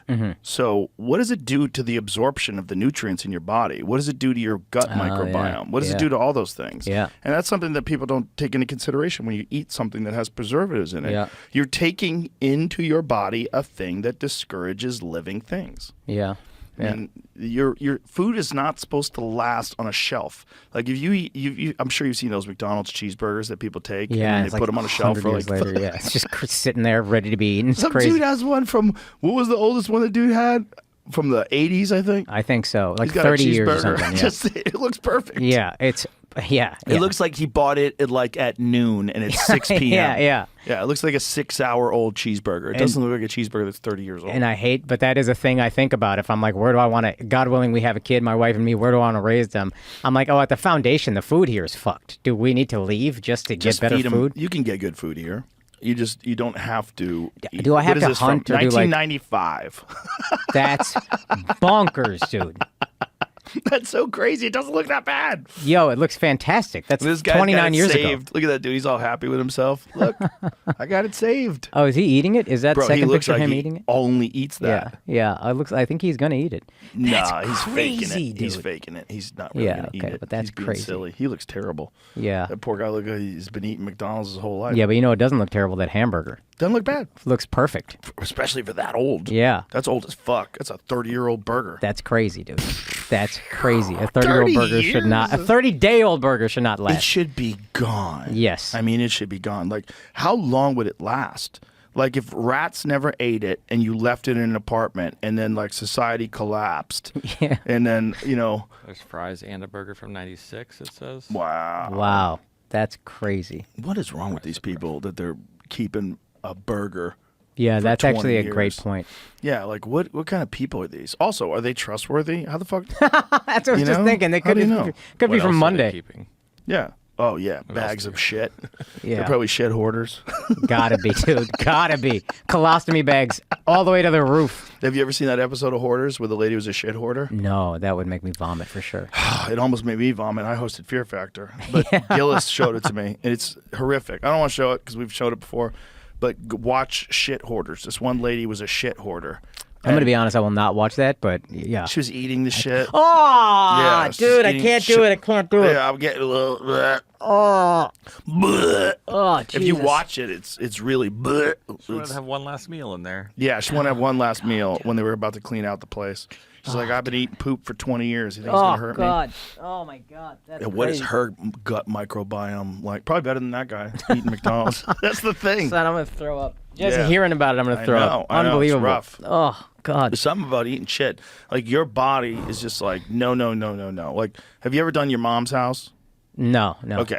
Your Mom's House podcast, they do a live pay-per-view show multiple times a year where they show things on camera. They curate these things and bring comics on, Right. and they do sketches. It's Yeah. really fun. Yeah.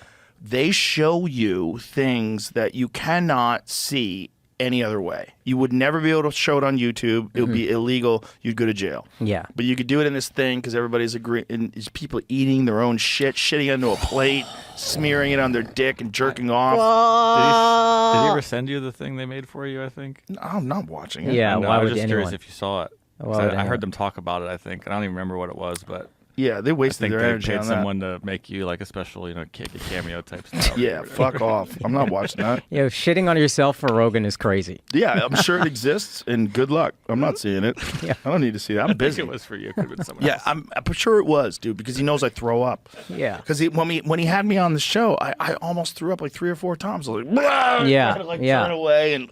Yeah, I can't handle it. man. They're eating pizza and shit. They're so desensitized to it. It's like it's nothing. That's weird. Yeah. Well, your mom's house has been like highlighting some of the most fucked up human beings that they could find on the internet for quite a long time. Dude, what a misleading title.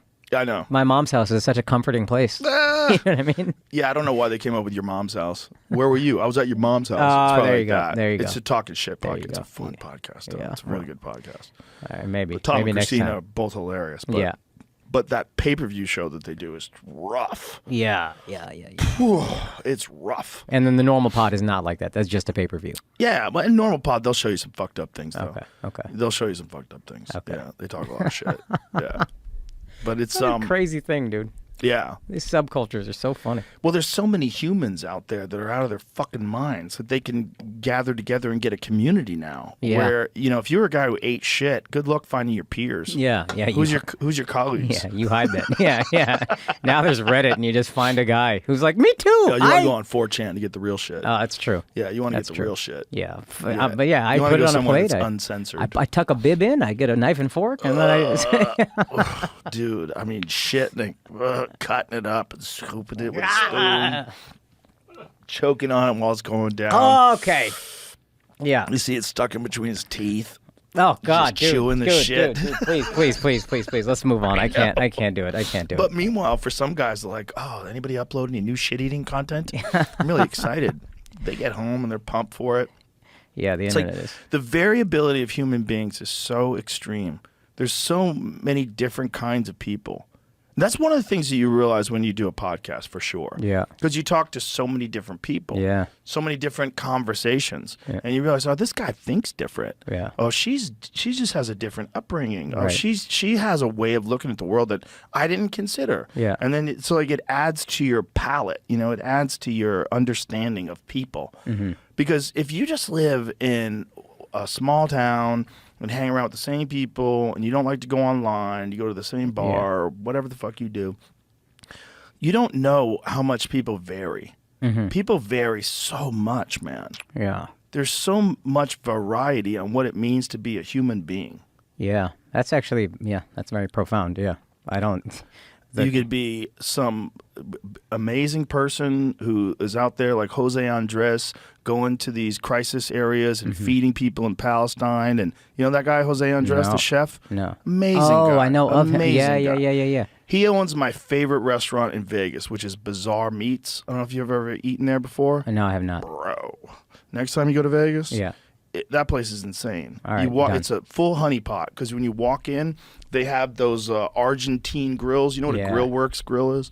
It's like these Argentine grills where they crank them and they raise and lower over Okay. live I think I've seen hardwood. that. Yeah. So they have fire with real hardwood. Yeah. So the coals and the fire's crackling, the steaks are searing, and they raise them and lower them depending upon like what point in the cook it is. The beginning of the cook, you start off high, like way above the flames, and you slowly lower it down Yeah. to sear it. You walk in, the smell. Oh, it's amazing. Yeah. It's so good. Well, that guy who runs that place is this incredible chef, and he went to Ukraine. He was feeding people in Poland when the Ukrainian refugees were when they were trying to flee Ukraine during the beginning of the war when Russia invaded. And he's over in Palestine right now. Where is he now? He's not in. Is he in the West Bank? But anyway, so this guy goes over there and feeds people. So you have this guy who is this incredible chef, who's this beautiful human being, who's like really doing something that's selfless, really doing something that's just real charity, Yeah. feeding people, delicious food, because he's Yeah. an incredible chef. And then you have shit eaters on your mom's house. You have people that are punching ladies for no reason. Yeah. You have chaos. Yeah. You have like the wide spectrum of humans. And there's so little thought and engineering in society of trying to figure out a way to mitigate all of our problems. Yeah. Instead, we just put Band-Aids here and Band-Aids there and spend more money and hire more government workers and spend, and nothing gets fixed. Yeah. No progress at all. If the government was the private sector, like the government was a business and other people could compete to be the government, if if iPhones sucked, Androids would just take over. Yeah. They would, but 1000%. the reason why Androids are so good is because iPhones are so good, and everybody for it. But if you had to have a fucking iPhone, bitch, you'd have an iPhone 1. Yeah. They have no reason to innovate. Exactly. If everybody had to buy an iPhone, our phones would suck dick. Yeah. They'd be terrible. Yeah. The reason why they're good is because of competition. Yeah. And government doesn't have competition. Doesn't have competition. The only competition they have is other government, which is horseshit. Yeah. Because it's fake. It's all like funded by the same people. And it's not even profit driven. Like I worked at a not-for-profit organization for a few months, just as I was a comic trying to make money, and I was like, oh, no one works hard because there's no bottom line. There's no fear of losing your job. No the government incentives. is the same. Government employees, they just take whatever time off they want. They don't get fired. It's the cushiest job. Every holiday off. Super evident during the lockdowns in Los Angeles because the government was so flippant about closing people's businesses because they didn't lose any money. Yeah. My thought was like, listen, if you're managing a city, how about this? You want an incentive? How about your income is based entirely on what the GDP of your city is? Oh, that's sick. Yeah, entirely. I like that. Yeah. So if you go in and whatever the GDP is, let's say the GDP is $1 billion, whatever it is. I don't know what it is. Let's say it's that.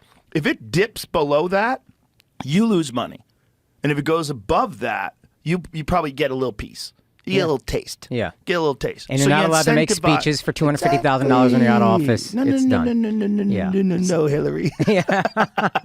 Nobody wants to hear you talk for $250,000. Dude. What a That's fucking crazy. Yeah. That's bribery. No one. You guys made deals. Yeah. Even if it's not a said deal, it's an understanding. I don't know if this is a reason. None of these, I don't know if they're reasonable, but the idea of getting reelected, I was like, at some point I was like, oh, they don't care about making the city better. They just want to get reelected. So I'll go to these special interest groups who I know will vote for me, this voting bloc that I know will vote for me. I'll make them happy and I'll get reelected. If you just gave a president or whoever 1 6 to 8 year term, but one term and then you're out, I think it would help mitigate a lot of the useless stuff that they do. Slightly, but you would still get the vice president taking over afterwards. They would set that person up. They would make sure they maintain power. They'd try to keep the same staff.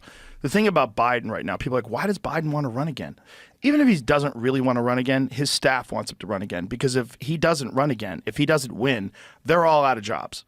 So if you're that lady who's the White House press secretary, you're fucked. Yeah. Because who the hell's going to hire you? The next person's not going to hire you to be the White House press secretary. Yeah. You're terrible. Yeah. You have to stay there. But you have can to get a keep those job doing something. From White House press secretary, they're not going to be like, hey, Walmart is hiring greeters. There's a lot of them female admirals, those fucking fake female admirals. A lot of those people that you see in the White House, the head of health, whatever the fuck that person is. Yeah. Like that person ain't getting a job after Biden gets rid of him. You think Trump's going to hire that guy? Yeah, I just figure there's something maybe outside of government, but something. They got to keep that job. They want to keep that job. All those people that are working in the administration, they're working very hard to keep that job. And that's why you see all this crazy pressure on Trump. That's a big part of it. A big part of it is because he's going to crack heads. So there's a lot of united people trying to keep him out. Yeah. I think, I was saying this, I don't know, on stage or something, but Trump, I didn't have a problem with Trump, but the noise that Trump brought, I was like, I don't want it anymore. It's just too much infighting. I feel like he's learned. There's like a Trump 2.0 as of now where he's like, let me just not say the race baiting shit and let me just keep it here. And I think most people, casuals, are like, I could get on board with this guy. Well, also the race baiting shit is a little bit more effective now that they let in 30 million people. Oh, fair enough. If you want to talk about the fears of immigration, now people see it. They see the real consequences. I mean, they're letting murderers out with no bail. The whole thing is wild. People are getting accused of murder. They're getting arrested, and then they let them right out. Yeah. This is a wild fucking time, and no one wants to be in law enforcement. No one wants that job. Yeah. It's a hard job. Nobody cares about you. They treat you like you're the fucking enemy. Nobody respects you. I'm taking your word for all this. People respect you. I'm very blissfully ignorant, so I'm just taking your word for all this right now. Really? You're selling me, but I don't know. Well, you know that the defund the police thing is fucking insane. Yeah, that was crazy. crazy. And so then there's this attitude that the police were the problem. Yeah. Isn't it crazy? Like one instance captured by one person in the camera, and it just starts a fire keg.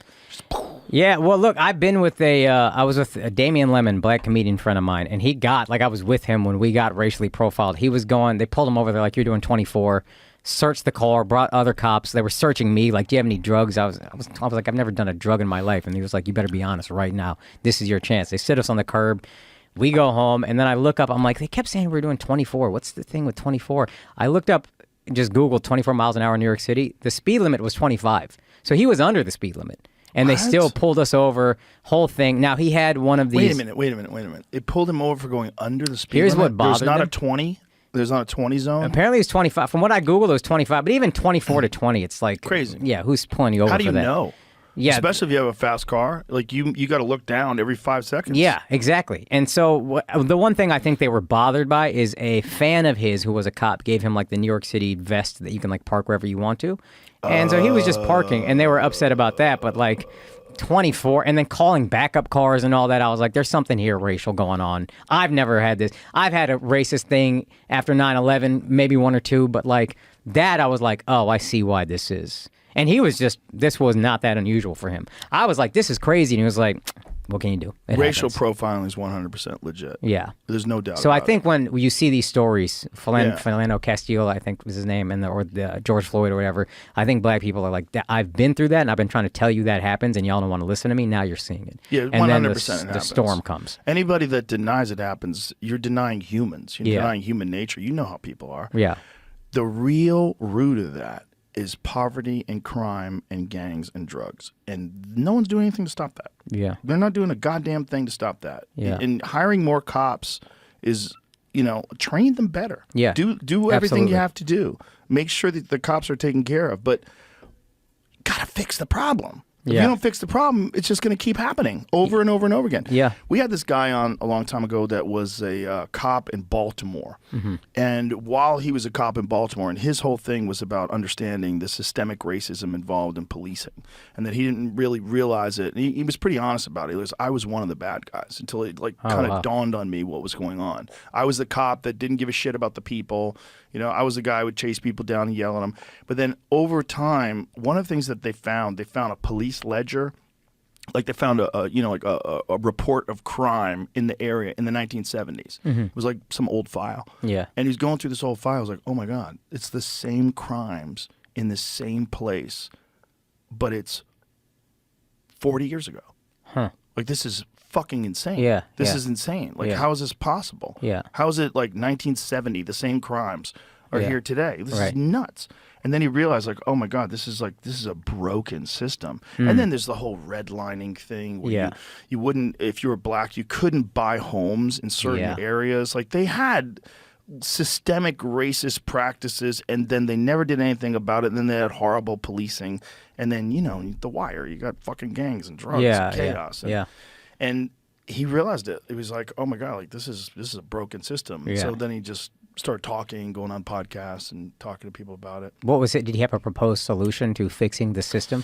I mean, he's a cop. I mean, I don't know if that's his thing. I mean, Yeah. he probably has some ideas. I Yeah. don't remember, honestly. I've talked to too many people, but someone's got to do something. Yeah. I don't know what you would do to do it, but it would be a long process. If you think about, like, you got to go all the way back to Jim Crow. So you go to slavery, and then what happens after slavery?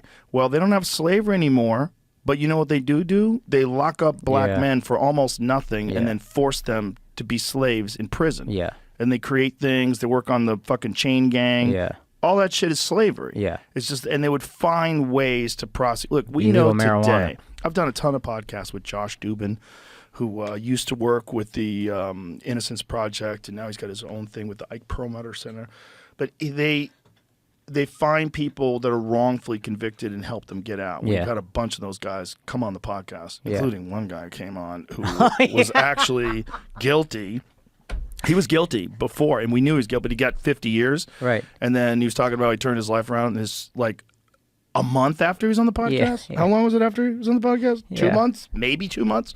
Cut some dude's head off. Yeah. And he was wearing a blonde wig, and homie didn't understand new HD security cameras. Like, this dude put a blonde wig on. They got crystal clear footage of him with his goatee on, wearing a blonde wig, carrying some dude's head. How sold were you in the room with him? How good was he at selling himself as this reformed person? Well, what does it mean? Okay, so he didn't kill anybody in jail, and then he's out now, and he's got this new lease on life, and he's out, and he's trying to do something different with his life. When you listen to his explanation of what happened, why he went to jail, so he was a drug dealer, right? And he had gone to jail before, and some dude owed him money. Some dude, some drug deal, and the guy was like, "Fuck you." So he found the guy and he pistol whipped him and he robbed him. Okay. And he got 50 years for that. Right. And he was a habitual criminal for sure. So, should he have gotten 50 years for that? Well, I don't know. I mean, it seems like like when he got out, he was kind of a bad guy. Yeah, but was that because he spent 25 fucking years in jail? Because he was 20. I think he did 25 years before they let 24 before they let him out, which is an insane amount of time to be locked up in a prison and then expect to acclimate. And so you're saying, did prison make him much worse? Did prison make him much worse? Because it certainly can with some people. Yeah. But we've had people on that were innocent, and prison made them amazing. I mean, something about like the constant studying and the accepting your situation in life, even though you were innocent. And then a lot of those guys got released, and it's crazy to see them like they lost 20 years of their life for something that was bullshit, complete bullshit. And then you find out that the cops and the prosecutors who were involved in their case had done that to many, many, many people. That's another thing that people need to take into consideration. How fucking dirty some people involved in prosecuting and convicting people are. Yeah. You remember that guy in Pennsylvania? There was a guy in Pennsylvania who was a judge who went to jail because it turns out that he was getting paid to have kids arrested and sentence them into juvenile centers. Wow. So he was Paid getting by a whom? kickback. He was getting kickback from the center. Oh. So the state has to pay for the population, right? Ugh. And then you have private prisons, which is even more sinister. Yeah. Because then it's not just the incentive of the people that are working in the prison and the prison guards union, which is a real thing. Prison guards unions work to stop marijuana laws from being Really? Yeah, because they want people to get arrested so that people go to jail, so they have jobs. Which is fucking crazy to think. Yeah. But private prisons make money off people being incarcerated. Yeah. If you make money off a person being incarcerated, now you have an incentive for incarcerating people. And just like pharmaceutical drug companies have an incentive to give you drugs you might not even need. Yeah, 1,000%. Because they make money doing that. And if you're a private prison, you don't even have to treat them that well because they're prisoners. Who's really going to get upset on their behalf? A few people that we're not going to take seriously. So if their conditions suck, it's prison. They're prisoners. Why do I need to treat them well? Nobody cares. Yeah. I mean, there's people that complain, but listen, there's some horrific conditions in prisons right now in this country. Yeah. And different prisons have different conditions, and people know it, and they try to get transferred to a prison that's lighter. Yeah. It's not really necessarily a correctional facility. It's called that, but the aim is not correcting. It's crazy. Yeah. It's crazy when you look at the rest of the world, like how many more people the United States incarcerates. There is a business. Capitalism has flaws, and one of the flaws of capitalism is that if you have something that generates income from a specific action, it's going to encourage that action. It wants more of that. And then if it's making tremendous amounts of money, like the private prison complexes, you're going to be able to manipulate things. You're going to be able to enforce. Yeah, like you said, that same thing. Yeah, making everybody's got to take the drug, and then every other drug, demonize it. Go on television, tell people it's veterinary medicine. I mean, we saw it. We saw it in real time. We saw the devil. We really saw the devil. Yeah. We saw the real thing. Yeah, and and now they're forced to admit it. I mean, even the fucking CDC had to take down some insane amount of tweets that they were talking about ivermectin. Really? They lost in court. They had to take it down. Yeah. Wow. The whole thing was the FDA or CDC. I also don't. I'm not sure that they took down a bunch of them. What are you thinking? What's going through your brain when CNN is doing that? Like in real time, when you're looking at you and being like, "That's not what I looked like." What are you thinking in that moment as it's happening? Like the first thought. My as you're first scrolling. thought is like this'll work for a little bit until I start talking. Okay. Because this is not going to work. First of all, they didn't understand that I had way more people that listen to my podcast than they have. Like way more. Yeah. So also a multiplier. Yeah. Also, like that's crazy. If you think you're going to make me look yellow, like the video's still on my Instagram. You fucking idiots. Yeah. Everybody could see what I really looked like. Yeah. I was better in 3 days. Yeah. Like, and you're upset but because one of the medications that my fucking doctor prescribed. Yeah. I talked about a stack of medications that I took. I wasn't on TV saying, hey, kids, you don't need to get vaccinated. Just take ivermectin. Yeah. No, all I said was I got COVID. I can't go to I was doing shows with Chappelle that weekend. Yeah. I can't go because I have COVID, but I feel great. I Yeah. took this. We threw the kitchen sink at it, and I feel better. And then I was like, Rogan's taking veterinary medication. And you were canceling the show, which is what you're supposed to do. Yeah. I immediately realized, like, wow, this is how dirty it really is. Because Yeah. it was the same verbiage everywhere. Horse dewormer. Yeah. It was something that they were saying it to make you look foolish. They weren't saying a medicine that won the Nobel Prize, a medicine that's been used it's part of the World Health Organization's list of essential medicines, a medicine that's been prescribed billions of times. They weren't saying any of that. A medicine with one of the safest drug profiles known. Yeah. They weren't saying that. I They were didn't even saying know any of this. Horse dewormer. Yeah. Because they were banking on the idea that the casual observer doesn't understand how corrupt everything is and that they could just feed them bad information. But in the age of the internet, when the government says things and everybody knows that it's not true, or when the media says things and everybody knows that it's not true, it doesn't work forever. It works in the beginning. And there's still people out there that think I took veterinary medicine. There's still people that think I was an idiot for taking ivermectin. Right. There's a bunch of people that they're surface level readers. They read headlines. They watch a quick clip on CNN. That's their consumption of media. Right. But most people are not like that anymore. Most people have a real keen understanding that these people are like viciously corrupt and coordinated. And when they coordinated in that way, it was such a dumb checkers move in a chess game. Yeah. It's just a stupid move. You're playing tic-tac-toe. This is retarded. Similar to what people are feeling about the Trump prosecution. Like, you're trying to make this guy look bad, and it's only going to make me like him more. Also, you're doing it in a city that's overrun with crime, where women are getting punched in the face on the street. You've got people pushing people in front of trains. You've got so many real criminals that you're just letting out of jail with no bail. Like, this is so fun because madness. we talk about this on the pod, and I don't. Again, I see what I will see is like I see more people just doing heroin on the street, which is crazy. You see him doing heroin? You see him and actively shooting up. I don't feel super unsafe. There's a couple blocks in Manhattan, lower, I guess, like not like 100s and below, where I'm like, I walk around a lot, and I'm like, all right, be careful in these blocks. But for the most part, I don't feel it. You remember back in the day when you'd go to the McDonald's on McDougal, right by the cellar? Mm-hmm. You'd walk into there, and you'd be like, just have your head on a swivel. Yeah. There's a few blocks in New York where I feel that way now, but largely I feel okay. I don't. And again, I'm a guy that's like, I'm a mark, so let's have your head on a swivel. But I don't feel it as much walking through the city. It is definitely, the heroin thing is wild. But like it is different, right? It feels different. I also think maybe I was privileged to move in the safest time New York has probably ever seen. Like, I moved in 2008. I would walk home from New York Comedy Club, which was on like 23rd and 2nd, to my apartment on 50th and 8th at 1 in the morning, barely even think about it. Damn, you'd walk that far? Yeah, it's just... How long did that take? 45 minutes. It's like a 45-minute walk. That's Nothing a little crazy. exercise after Yeah, a show. a little exercise. You just walk off kind of the adrenaline. You're just whatever. Actually, it's probably good for going over your material. Yeah, and then you're going over your set. You're just taking it all in, taking some time. It was a great walk. It's peaceful at night. New York is rarely peaceful, so it's just quiet. Now, I don't know if I would do that, but back then it was just like, wasn't even a thought. And it was so safe. I really probably took for granted how safe New York was back then. And now I don't think it's as safe, but it's not the 70s or 80s for sure. Yeah, it's not the 70s. I went there in the 80s. I went there for a karate tournament in like had to be like 86, 87, somewhere around then. And I remember thinking, like, this place is nuts. Yeah. We went through Times Square. I was like, this is nuts. I heard Times Square was just like hookers and it was drugs. all like and peep shows. And Yeah. shit. Just weirdos. Yeah, and now it's an M&M store.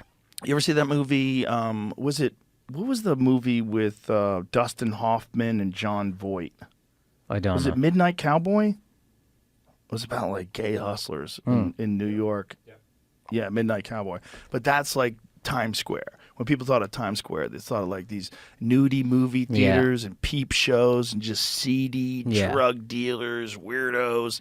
Now it's all like fucking, yeah, there it is. Good fucking movie, man. I haven't watched that movie in forever. Small Time Con Man. Yo, they made some artistic movies back then that I just didn't realize. Like, what's the movie? Serpico. No, it's just Serpico. There's a one where Al Pacino's in Dog Day Afternoon, maybe, where he's robbing the bank or something. yeah. And he's trying to pay for his boyfriend's sex change operation or Yeah. something like that. Movie being around back then blew my mind. Because I Yeah. assumed they were so conservative that movie would not be an Al Pacino-led film. Well, that was actually a true story. I didn't know that, but Yeah, Dog Day Afternoon is based on a true story. In my brain, this was such a puritanical time in entertainment that a movie, even if it's a true story like this, would never get made. Well, I think you could make that movie today. Today, for sure, but you think society's gotten so much more progressive and entertainment has gotten so much more liberal. Now this movie makes perfect sense. Yeah. And it's about trans acceptance and all this stuff, and this was just a movie. It's not just that. Now it's in vogue. Yeah. You know, it's like Hollywood has no soul. Yeah. They're not like they're not like we're being more progressive. They just like think this is the wind's going that Yes. way. Let's go that way. Yeah. Everyone should be trans, like South Park said. Make it a chick and make it gay. Yeah, absolutely, dude. Absolutely.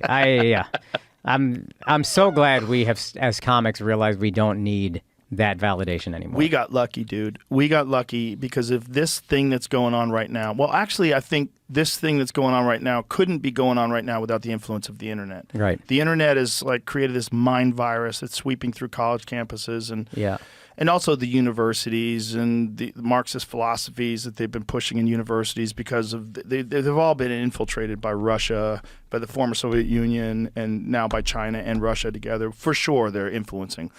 They push the wokest teachers, the wokest professors, the nuttiest policies, and they're literally doing it to deteriorate the fabric of American democracy. They have like plans for it. They've thought about it. Like Yuri Bezmenov talked about this in 1984. I've seen that clip. It's crazy. Crazy. It's crazy. When you watch it today, they were right. It's very prophetic. He did it. Yeah. They did it. They really did it. 1,000%. But, you know, the internet came along and threw gasoline on all those plans and made it much more chaotic. But in doing so, it also created this other thing, luckily. Because I think this other thing that we're doing right now, podcasts, being completely unregulated and being on even platforms that are corporate platforms like YouTube, pretty fucking unregulated. No one's in flagrant. No one's sitting down with you guys, making sure you don't say anything wild. Correct. You upload it, and if you say something too wild, they'll flag it or they'll demonetize you. But that's just that. Could not have existed Yeah. in any other time. And so in the time where you have the most extreme polar social issues, and then you also have the most freedom of speech. Yeah. And even though like they're trying to crack down on it with I mean, I don't know how much you paid attention to the Twitter files. Did you pay attention to any of that shit? A little bit. Fucking government was literally trying to censor true information that was on Twitter, and they were successful. Yeah. And they infiltrated. The intelligence agencies infiltrated various different social media platforms. Yeah. And if it wasn't for Elon, we wouldn't know. We would not know. If it wasn't for Matt Taibbi and all those people that and Michael Schellenberger and Barry Weiss and all those people who went through the Twitter files and were like, look at this. This is crazy. Yeah. This is crazy. You wouldn't know that the actual government itself is trying to sculpt the way people are allowed to disseminate information and see the world. Yeah, because they've always been able to control everything. Right. And now it's like, well, we can control a little bit here and there. Bro, see what we can do. Tucker Carlson on the other day and explained to me Watergate. Yeah. And I was like, what? Like Watergate, there was an intelligence officer who became a reporter. And that's Bob Woodward. Oh, I didn't know he was an his intelligence officer. Young guy. Wow. Became a reporter like right away, first assignment. Bob Woodward which and never Carl happens. Bernstein is the other guy, right? Which never happens. Yeah. Never happens. Yeah. The people that broke into the office, CIA agents, CIA informants, CIA employees, and then Gerald Ford was on the Warren Commission, and he was the only one that they would accept for Richard Nixon's vice president. The other guy, Spiro Agnew, they hit him with, I think it was tax evasion. So he's out. Mm-hmm. They get rid of him, and then they get Nixon in there, and then they get him with this whole Watergate thing, and then they get rid of him. And then he was the most popular president in U.S. history. And he won the election by the largest margin in U.S. history. Wow. And they got rid of him in 2 years. And it was a complete coup. Like they took him out. Nixon. Yes. Wow. And one of the what Tucker was saying, I don't know if this is true, but what Tucker was saying was that Nixon was he was very interested in the Kennedy assassination, and he had said to the head of the CIA, "I know why they killed JFK." Wow. And he said nothing. He just stared at him. He Really? goes, yeah, apparently it's on video, or it's on video or audio or whatever it is. You could. So he was just explaining to me. I'd never known that. I thought Nixon was corrupt. These intrepid reporters, these fucking really go-getters, they busted him and they printed this thing and wow, we caught him. He's a crook. I still tend to believe that one more. I'm not going to research, I'll be honest. I want to pretend I'm going to research, but... You don't have to research. If you just listen to what Tucker said, just listen to what he actually said about it. We can play it for you. Do we have a clip of that? Is there a clip of that? If you listen to what he's saying, you're like, wait, what? Like, I didn't know that. I remember watching All the President's Men and being like, oh, I see how journalism was important. These two guys just changed the course of global history. Bro, that might as well be a Chuck Norris movie. That shit's straight fiction, son. Break my heart, dude. My wife got a master's in journalism. I'm like, yo, what an important job this could be. Oh, but it is an important job. No, real journalism is very important, and real journalism is critical for people to understand. Yeah. But I think a lot of the real journalism now is happening independently. It's these people that they publish on Substack, and they have a large following because people like Glenn Greenwald, people know that they can trust them. They're going to give you the straight dope, whether or not it's uncomfortable for you or not. That's real journalism. That's really important.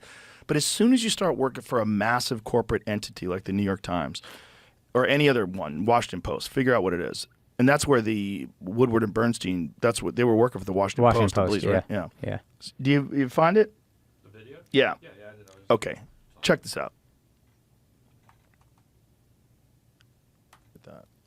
Well, the New York Times does that all the time. But bizarre that they wouldn't have an issue with the government tapping into your phone. They work for the government. Are you kidding? Right. The New York Times? Yeah, the New York Times is a conduit for the lies of government. That's what it is. It's their tool, and they're perfectly aware of that.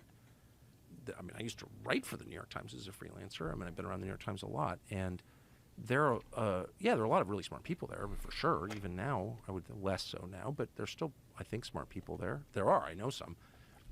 And they know, but they think that it's worth it because they're bringing information. Or I don't know what they think actually, but no, they're tools of power, and that's like the one thing that you're not allowed to be. Even if you think the power is good, like maybe they all support the agenda of the U.S. government, destabilizing the world and impoverishing their own population. Maybe they're on board with that. Even if they are, they shouldn't do it because the job of the media, the press, is to keep power in check. You are kind of like the seatbelt, right? You make sure that things don't go too far. So, and they're not doing that. They're acting as a willing handmaiden. When do you think that switched? Well, I think it's been the case for a long time. I mean, if you look at what happened to Richard Nixon, which I, of course, did not understand at all, Richard Nixon was taken out by the FBI and CIA, and with the help of Bob Woodward, who was a Washington Post reporter, who had been a naval intelligence officer working in the White House, working in the Nixon White House. And then he shows up like a year later, and he's this brand new reporter. He'd never been a journalist at all. He's a naval intel officer. The famous Bob Woodward, we all revere. And he's at the Washington Post, and somehow he gets the biggest story in the history of the Washington Post. He's the lead guy in that story. Well, I worked at a newspaper. I've been in the news business my whole life. That is not how it works. You don't take a kid like his first day from a totally unrelated business and put him on the biggest story. But he was. He was that guy. And who is his main source for Watergate? Oh, the number 2 guy at the FBI. Oh, so you have the naval intelligence officer working with the FBI official to destroy the president. Okay, so that's a deep state coup. What else? How would you describe that? If that happened in Guatemala, what would you say? And yet the way it was framed and the way that I accepted for decades was, oh, this intrepid reporter fought power. No. This intrepid reporter, Bob Woodward, was a tool of power, secret power, which is the most threatening kind, to bounce the single most popular president in American history, Richard Nixon, from office before the end of his term and replace him with who? Oh, Gerald Ford, who sat on the Warren Commission. Now, how did Gerald Ford get to be Richard Nixon's vice president? Well, because Carl Albert, the Democrat Speaker of the House, told him, you must choose him. We will only confirm him when they sent the actual elected vice president away for tax evasion, Spiro Agnew of Maryland. So you have a complete setup, like an absolute. Gerald Ford, the only unelected president in American history, actually sat on the Warren Commission. Something else that I accepted at face value until I looked at it, and I was like, that's completely insane. You didn't want to interview Jack Ruby in your investigation of the assassination? Okay, you're fake. Yeah, he was on the Warren Commission. And so, sorry for the long story, but the point is, like that happened in front of all of us, but the way it was framed cloaked the obvious reality of it. The people who broke into the Watergate office building, from which the name is taken, Watergate, I think it was 6 of them or 7 of them, all but one was a CIA employee. That's real. It's like, look it up on Google. So the whole thing, Richard Nixon was elected by more votes than any president in American history in the 1972 election. He was the most popular, by votes, which is the only way we can really measure popularity, the most popular president in his re-election campaign. And 2 years later, he's gone. Undone by a naval intel officer, the number 2 guy at the FBI, and a bunch of CIA employees. You tell me what that is. Those are the facts. Those are not disputed facts. That's not crackpot shit. Wild. Yeah, I mean, I need to look into this. Wild. Yeah, I need to look into it too. He said it. I'm taking it at face value, and I'm just telling everybody. I'm not taking it at face research. value. I'm not taking it at face value because he said it. That's why. It's been confirmed by other people to me. Oh, really? Yeah. Fuck. That's true. It's crazy. He didn't lie. If he lied, he'd be in real trouble, and the people would be saying what he's saying is not true. It'd be that's fair. A bunch of stories written about it. That's fair. No, that's actually what happened. We talk about this on Flagrant. We had Vivek Ramaswamy on the pod, and again, How is he? He's great. I think he's a very poor communicator of his message. Really? Yeah, because he'll talk about the deep state and all these things that if you're like me, who's a casual guy, who I think is a larger percentage of guys that really want to do the research, they're like, what is this deep state? And he'll talk about it as if it's this like conspiratorial, dark, sinister, rub their hands together kind of. And he's like, no, basically it's just bureaucracy. There's a lot of unnecessary jobs in the government. I just want to cut the fat out. And we might lose some muscle by cutting it out. But I think these people are just kind of like they're parasites, bureaucrats, just unnecessary jobs. And they are controlling things in a way that is just for self-preservation. And they think they know what's best for us, but they don't. And it's kind of arrogant, but it's like well-meaning, well-intended. I think they frame it in that it's best for us. And he's like, really, it's self-preservation. But he said, I think they truly believe, and it's kind of like an elitist thing where they're like, these people don't know what's good for them. We know what's good for them, which is very snobby. But the intention is, we know what's good for them. Let's do this. And maybe at the root, it's self-interest. But if he called it the managerial class or bureaucracy instead of the deep state, I think people would listen more. They'd be more inclined to be like, let's see what this guy has to say. But a president talking about the deep state is a tough sell to the large majority of people. It is, but it like rings true with Trump people. Yeah. Yeah, deep state. Like that's a good statement. Yeah. People like that sound. And if he can get on a platform where he can really put his thought, because I think his brain just functions at a high level. I think he thinks this is how we're going to hear it. He's like, you know what I mean? Like, oh, these people aren't as smart as me. They need to hear deep state. That's what's going to work. Well, he's also, what is he, 38? Yeah, he's 38, I think. That's very young. Yes, incredibly young. So he's learning this. This is his first jaunt, right? This is his first expedition into public speaking in front of the whole world about important issues. Yeah. He's going to learn from that. Just like we were saying, there's Trump 2.0. Yeah, Maybe Vivek 2.0 in, 2028. Vivek 2.0, great. Vivek 3.0, that guy's going to be fantastic. Also, Vivek 2.0 will be in his 40s, which is easier to accept. Yeah. He's got a little gray in his hair. Yeah, that's a what little I like. bit, little bit of life experience. Little life experience. Because I'm 39, I don't know shit. Come on, you know what I mean? How can a guy your age be president? That's crazy. Buddy, I could barely run a household. What are we talking about? Exactly, right? This guy's younger than you, and he wants to be the president of the United States. That's insane. Yeah, but I do think once he put it like that, I was like, oh, that's a guy I would vote for. I just want to get rid of the unnecessary jobs. My wife's both parents work for the government, state government. They don't do anything. The thing is, if all that stuff that Tucker's saying was true in the 1970s, 1972 or 74, they're still doing that They're going to do it to him. Yeah. It's probably what they're doing to Trump. Yeah. There's an element of that, folks. Even if you fucking hate Trump, you should be very concerned about this stuff, because if this sets a precedent, if you can prosecute your political opponents and Republicans start doing it, you're going to be furious too. If all of a sudden, so he gets out and then there's a new political guy, and let's imagine that Trump wins, and then it's Gavin Newsom, and then the Trump administration starts going after Gavin Newsom and bringing him into court. Yeah. And having Republican judges run him up on charges, like if that and Republican prosecutors go after him, that's not good. Yeah. That's not good for the country. That's not good for anybody. Yeah, and you're all going to feel the same. The same people who were in 2016, like Hillary got the election stolen because of Russia. Yeah. In 2020, we're like, shut up, Trump supporters. You guys are crazy. Exactly. And it just flips. Yep. And you guys are going to feel the exact same way if whoever you like on the Democrat side wins, and then they do this to them. People have to understand that almost every election for the past 20 years has been disputed. There was the John Kerry election that was disputed. I remember Trump. Bush. And Al Gore. Gore. Yeah, the dangling participles, right? Yeah, Is that what it was? Hanging No. chads. Hanging chads. Dangling participles. It's a word phrase. That's hilarious. Participles. It sounds just as dumb. Yeah. Yeah, the hanging chads. Oh, that's stupid shit. You know what's crazy? I think they said Bush won Florida by like 500 votes, and I think about like domino effect, and the domino effect of that is insane. Because 8 years of Bush is what got us 8 years of Obama. I think people were so done with Bush that they were like, let's give a black guy a shot. And then 8 years of that, the white people that were kind of angry about Obama getting elected were like, fuck this, let's go to the guy that's going to piss them off the most. Trump gets elected. I feel like the domino effect of those 533 votes is crazy. It's also Iraq and Afghanistan. Oh, yes, absolutely. Yeah, it's the initial invasion of Afghanistan. Initial invasion of Iraq. Iraq for sure, absolutely. Yeah. No proof of that whatsoever. Just 533 votes changed history forever. Yeah. That's one of the wildest ones that's ever been done. Yeah. The weapons of mass destruction. That's a wild one. Yeah.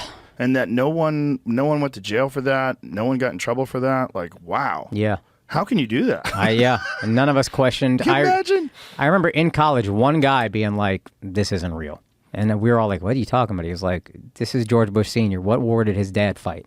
Iraq. And we're like, oh, fuck, yeah, I didn't even think about that. Right. And then you have George Bush, the one that won in whatever it was with the dangling chads. Then you have 9/11, Yeah. right? So he was a super unpopular president in September. And he gets 9/11 happens, and then all of a sudden everybody's on his side, Yeah. and the whole country's united. And then all of a sudden we're invading Iraq like a year later. Like, what? Yeah. Like, what the fuck is going on? And that is, I remember when the election was happening, they were like, no wartime president loses. Right. Bush is going to win a second term, and he won. And when Bush's dad was in office, when the first initial invasion of Iraq, that was a weird one too, because it was like Iraq invaded Kuwait, and then we invaded Iraq, and then we stopped short of overthrowing them. Yeah. It was weird. Yeah. I was like, we'll leave you there. We're going to get out of here. Yeah. I was just, a term just struck me. Remember Patriot missiles? Mm-hmm. I was 5 years old, and we got to hear about Patriot missiles, and I was like, that's fucking awesome, man. Patriot missiles, we're such good guys. And they had Scuds, which sound whack. Yeah, exactly. Scud. Yeah, the marketing of... shitty-ass missile Yeah. you got. Great marketing, though, honestly. In 1990, Patriot missiles. Yeah, we're going to kill thousands of innocent people, but patriotism, pretty good. They did a lot of practicing then. Yeah. They used stuff that they weren't supposed to use, and one of the things they did was use depleted uranium rounds. Really? Which is go right through tanks.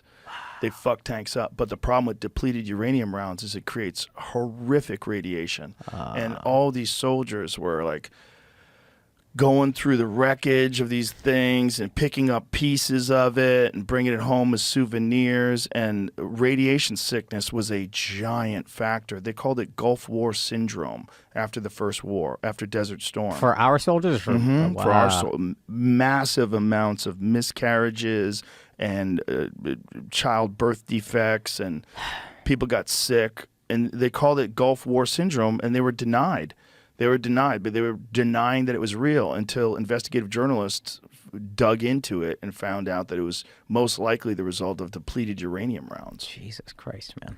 Yeah, apparently depleted uranium is the shit. If you want to fuck up tanks and stuff, it just shoots right through them.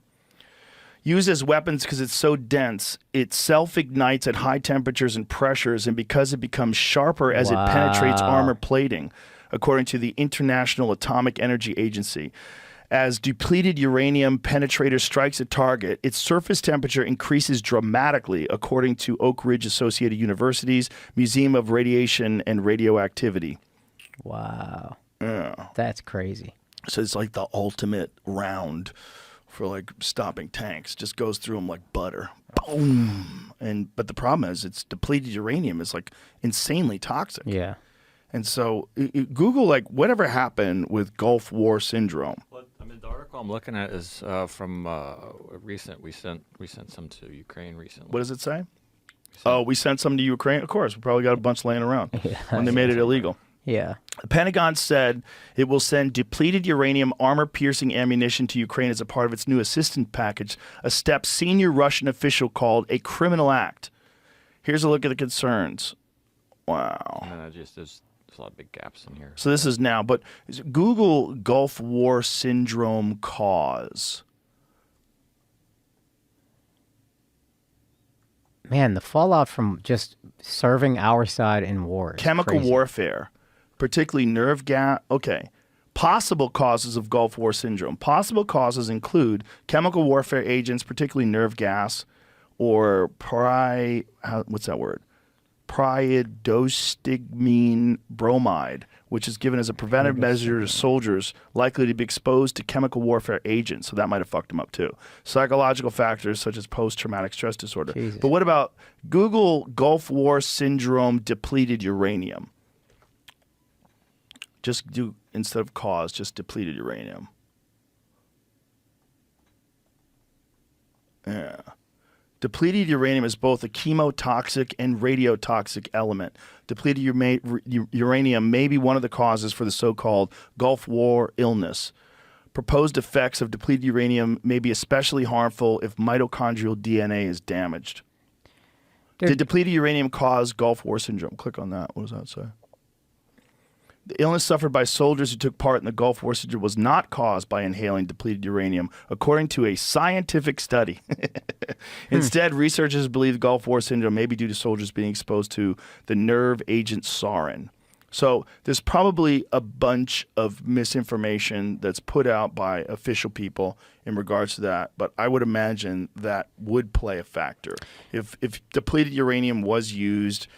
And I know that a lot of the people, one of the things that they talked about, there was a documentary done on Gulf War syndrome, and these people that were actually going through the wreckage of tanks wound up getting it, and they were talking about it that they didn't know.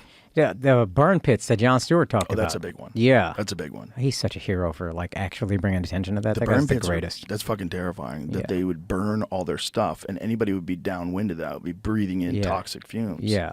I have some buddies who served over there, and they would talk about how horrific it was. Really? Man, that's what I'm saying. Even if you survive war, you come home, who knows, you're going to have Gulf War syndrome. Or Also, like, how little do they give a fuck about you if they burn toxic shit and it goes downwind and just runs through the camp? Being a government, I think that's why there's like some level of sociopathy involved, is you have to be okay with this baseline level of innocent death, I think.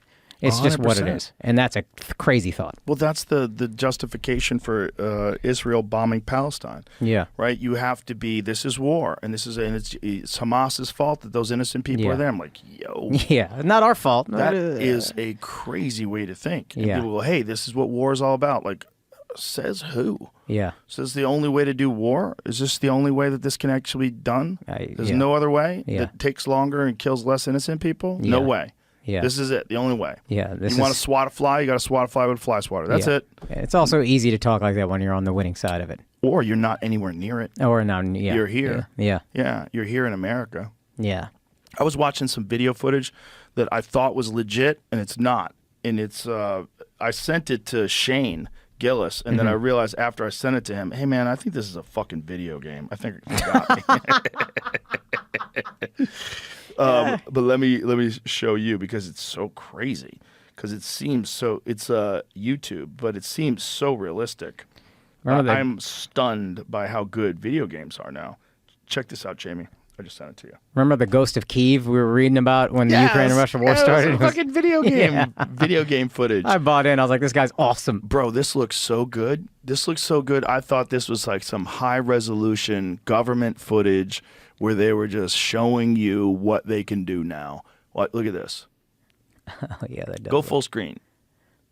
Because this looks so dope. Look at this. Oh shit. By the way, now looking at it on a big It screen looks like instead a of my video game phone, for it sure. looks like a video game. Yeah, I was gonna on my wait. phone though, with my 56-year-old eyes. it looked. Now look at this. Look at the fucking ripples. Look at this. Oh yeah, yeah. That's crazy. It sounds crazy. This is incredible. That this is a video game. Yeah, yeah. It does look like a video game on the big screen. This makes me want to play video games. Damn, it though. looks good. Yeah, I want to play this game. Yeah. Jesus. How good are fucking video games Unbelievable. now? It's only going to get better, dude. That's a real problem, man. You're going to live in that in 5 years. 100%. Yeah. And you're going to love it. Yeah. And you're going to be happy. But there was some stuff. Back it up a little bit, Jamie, because they go back and forth from black and white. They show the rockets headed towards it. A little further. Yeah, right there. Back it right there. Watch. Check this out. Look at this. When they show like the whatever sensors that they're using in this video game to track missiles. Check this out. Oh, this is crazy, dude. And then they have a camera on the missile. Wow.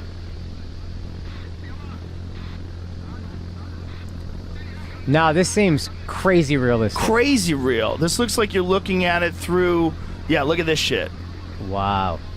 So they're going through different filters, different ways of looking at it, and then later on they show the actual missiles headed towards it. Wild. Look at that. Oh yeah. See if you get where the actual missiles are. That's crazy. That's it. Back up right there, where it's black and white. This is crazy. So this is wild shit, man. Yeah. The fact that this has been being done through, this isn't the transition that I saw earlier. I don't know when it is. It's a long ass video. Yeah. But it's pretty incredible. No, but it this looks is- so realistic. Yeah, man. we're gonna be the Matrix, where you're just plugged into a thing and you're just living. 100%. I just hope my life is good in that Matrix. That's all. Well, it's going to be better than the Matrix because it's not going to be like a regular life. You're going to be on a dragon. You're going to be Yeah. in fucking. You're going to be living in Neverland. You're going to Yeah. be living in some crazy Narnia world. Yeah. You're going to be able to do anything you want. What is the game? Arma 3. I don't Arma even. 3. Yeah, I mean this is brand new, April 21st. Yeah, I don't even know what that game is. I never even heard of Literally, that this game. video came out yesterday. It's fucking nuts, man. It Yeah. just stumbled across my feed, and I thought it was legit Yeah. for like 38 seconds. So that game is, I mean, it's crazy what video games are doing. There's now, like, I watch the NFL a lot. When a guy scores a touchdown, they use like a 6K camera, and you look at that and you're like, oh, that looks like a video game. 6K, the more crisp reality looks like the video game now. I was watching a video yesterday on YouTube that was a review of the Google Pixel 8 Pro, and apparently it has AI in it that can give a smile for your kid's face. Oh, that's creepy. It's correct, because he said, the guy was reviewing, he said, my one kid is never paying attention, never looked. Well, then get a picture of him not paying attention. Yeah, that's you a- fucking weirdo. Like, you're changing your kid's personality to be like this That's- smiley guy who stares at the camera. It's a scary thought. You can manipulate people's faces. Yeah, So yeah. you could swap their face I around. saw someone, Lex tweeted yesterday this picture. Yeah. Oh, Yeah. In the shit. response, someone made that look. He's smiling, and it Wow. looks pretty fucking real. Well, have you seen the new Microsoft software where they can take a photograph, Yeah. just a photograph, and then with your voice have you say all kinds of shit in video, and it looks seamless. Wow. I'll send you that, Jamie. It looks fucking seamless. So you see it, you're like, this is incredible. How is this that good? It's so fucking good now. It's going to be really fun. Here it is. I'll send it to you, Jamie. I think, yeah, we're You going got to. it? Decided to Yeah, this is it. focus all my attention, all my time on listening. So instead of doing something else, I just listened, and listened. Because I'm a true believer that if you're really bad at something like listening, for example, it only shows you that, hey, you have to practice listening as much The as you sound can. is not synced correctly in this video. I think it's It's going to get better and better. yeah, but though. this is not how it looked on my phone. On my phone, it looked different. There's like a little disconnect here. keep Well, yeah, blaming you're your phone watching it for through 4 different. What's that? You're watching keep it through blaming my your phone for computer these being wrong things. Yeah, translated no. to the TV. It's going from the computer. Yeah, no, I'm kidding. I'm kidding. But also, even if it's not perfect, this is the worst it will ever be. Right. That's what I always think about. Right. Oh, it's not. It's not. You can tell this is the worst it will ever be, and it will get exponentially better and better, faster and faster. And I think they only need 30 seconds of you talking. That's crazy. Yeah. The Mona Lisa's rapping. Look at this. Give me some of that. Don't call me scuzzy, making money. That's my job, celeb photography. What hell no. That's crazy. Bro, that's Mona Lisa That's rapping. crazy. And it's It looks pretty yeah. good. Yeah. And it's you would have not have imagined this 5 years ago. 5 years ago. 5 years ago, you'd be like, what is that? How did that must cost $1 billion to do? I think 3 years from now, you're not going to be able to tell at all. No, especially guys like you or I who've Yeah. had so many hours of us talking. Yeah. There's so many hours of you talking. But the good thing now then is probably we can just say whatever we want to and then be like, that was fake. Ah. It's crazy, hateful stuff, but that was fake. I wonder if there'll be a way to tell. I think eventually there won't be. I think Yeah. there's probably going to be a way to tell for a little bit, but then eventually there won't be. Yeah, and then we just don't take it that seriously, hopefully. Because there's a lot of other things you could edit on a phone now. Like Yeah. with the Samsung phones, you could delete things from the background. It Yeah, has that's AI. crazy. Yeah. So like if someone's in the background, like, fuck that dude. Yeah. Just put a circle around him. Yeah. The guy goes away. Yeah. Now he's not in your picture anymore. Yeah. And then they could literally move the position that you're in. So if you're in the center of the thing, you're like, I want to be behind that park bench. They just put you behind the park bench. Dude, for my special, luckily we got Prize Picks to help me pay for the cost, and then we did like an ad read in the middle. The background, we filmed it on a green screen, and my guy Kev created that background in like 30 seconds, and you can't tell the difference. It looks like maybe slightly different, but so many people are like, did he stop the middle of his taping to do an ad read? It looks so good. They just added this stuff into, which is probably before your guy got to it, but this has just been added to video editing software. Some of the AI stuff we've been talking about. It's now built into the actual editing software. It's like what just happened on screen was this: they changed the small amount of diamonds into Oh, a wow. large amount of diamonds, and it now like works in the video that they're using. Wow. I And mean, like this is, just changing things, deleting things right out of there. That would take hours before. Wow. It might take a few people Yeah. to do it. And a now lot it's of man-hours. instantaneous. It took 10 you seconds. didn't even know it was supposed to be there. The fire There's hydrant. videos now. I'm gonna send you this, Jamie, because this video is entirely AI. The whole thing is a sci-fi trailer for a movie. It's entirely AI, and you would never believe it. And again, what you just said is only going to get better. This Yeah. is the worst it's ever been, worst it's ever going to be. Yeah. It's gonna get better real quick. But this whole trailer that we're gonna watch is entirely generated by AI. There's no actors, there's no scenes. This is all done on a computer. This is not a sci-fi movie. What the fuck? Dude, close-ups, Dude, the people look completely forests. real. Look at the ocean, Amalfi Coast. That's This beautiful. is not a drone shot from the Amalfi Coast. Look at the people moving. Yeah. Everything looks real. This is not a snippet from a National Geographic documentary.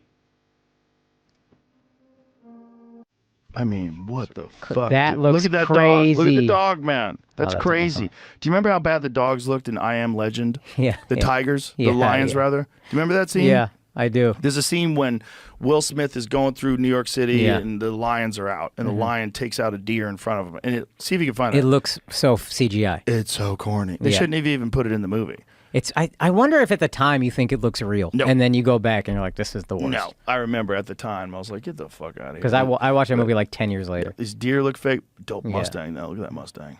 Fuck yeah. Driving around a Shelby. Yeah. So watch this. He's hanging out here and he sees this deer and he's about to shoot this deer because he wants some food. Yeah. Yeah.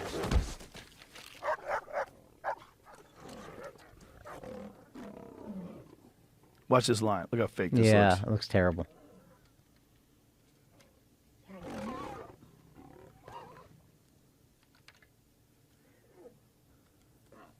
Look how fake It looks so bad. It looks so fake. It looks almost as fake as his marriage. Almost. Not quite. Not quite. Almost. Some people live in hell. They really do.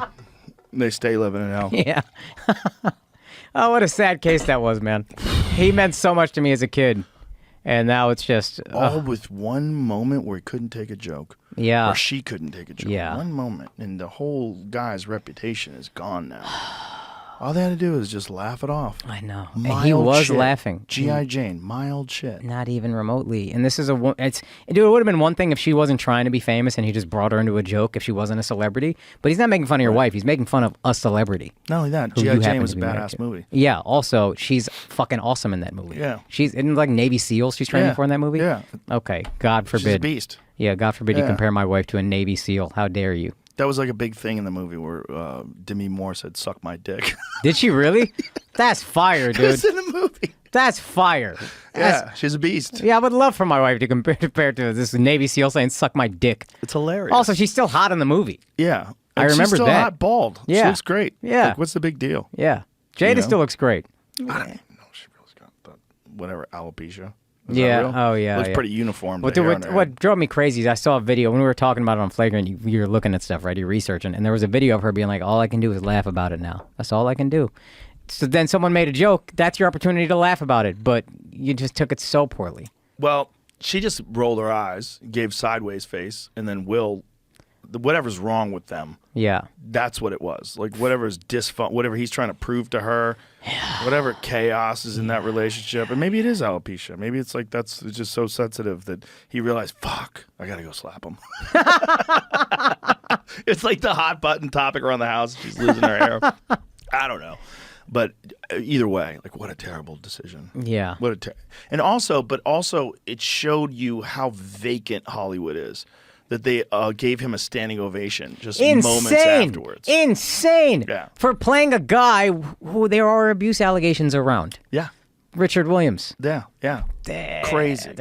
Just what a crazy fucking thing, man. Yeah. Just the whole thing was nuts. And it just showed how insane Hollywood is. Oh, yeah. And how disconnected they are. And then it took the next day or so for the rest of the world to be like, hey, what the fuck? Yeah. And then it all fell apart. Yeah. But those dummies were willing to go along with it, like clapping. Yeah, You're that was amazing, crazy. Will. Even though you just smacked a guy and Assaulted. ruined the Oscars. Yeah, assaulted a guy who's, what, half a foot shorter than you, maybe? And weighs 8 pounds. Yeah.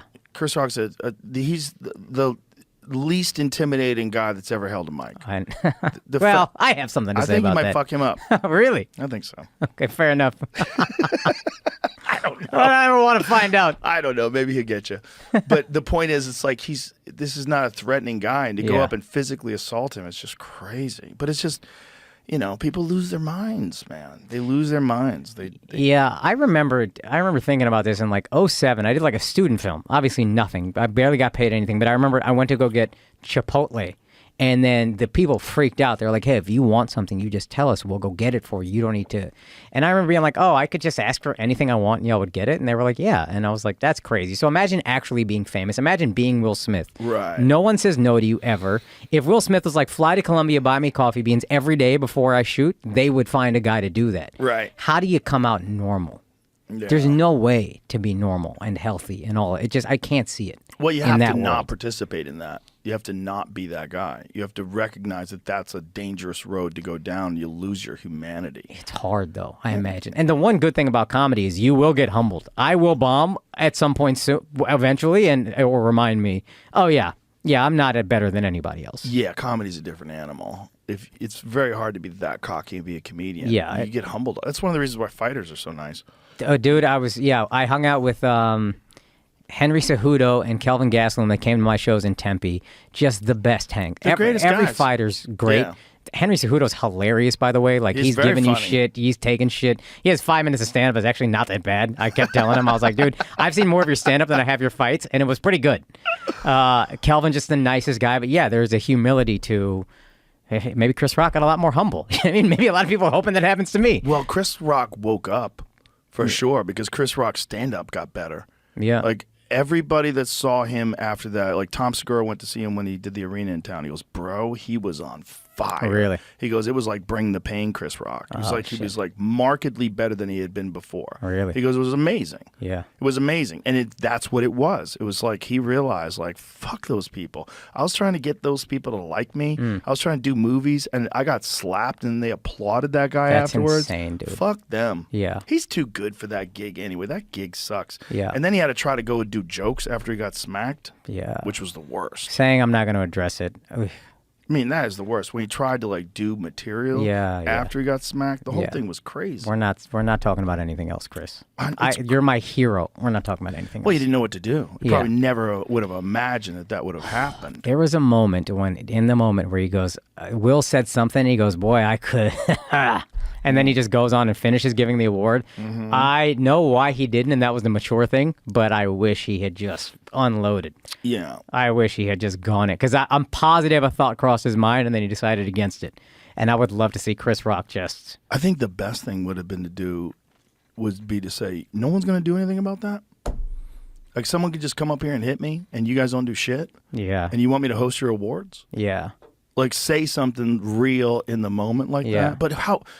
That's Monday morning quarterbacking. Yeah. You know, who knows what? And you risk looking like a bitch, being like, nobody's going to help me? Which, true, Will Smith's a big dude. Yeah. You're not. But it's still, you look like a bigger bitch getting slapped and being like, are you guys not going to do anything about this? You look like a Karen or whatever. Well, you can't. I mean, it's like Jim Carrey said he should sue Will Smith for like $50 million. And I was like, yeah, you're on board with that. This guy's career is forever altered because of that. Yeah. This guy made some of the greatest comedy specials in the history of the world. And we're going to talk about the slap right there with that, if not before that. But the comedy, like his audiences went way up. His ticket sales went through the roof. Oh, that's good. They went through the roof. That's good. I was talking to the people that handle his shit, and they were like, dude, it was crazy. Really? Everything was just selling out immediately. That's great, at least. Because everybody wanted to see him, and they wanted to see what he had to say. Yeah. And for a while, he wasn't even talking about it. Yeah, because Chris is smart, right? He's not going to just come out with material right away and start talking about it. People are going to film it and record it and tell everybody. So he waited. He waited until he really developed the material. Yeah. Really figured out what to say. Yeah. He is my comedy. Him and Chappelle and Patrice I found when I got older, but I remember being kids and being like, oh, fuck, this is what stand-up can be. And that's a big reason I even entered stand-up in the first place. Yeah, his first two specials were insane. Bigger and Blacker and Bring the Pain are two of the best of all time. Dude, Bigger and Blacker coming a year and a half after Bring the Pain, it's unbelievable how good it is.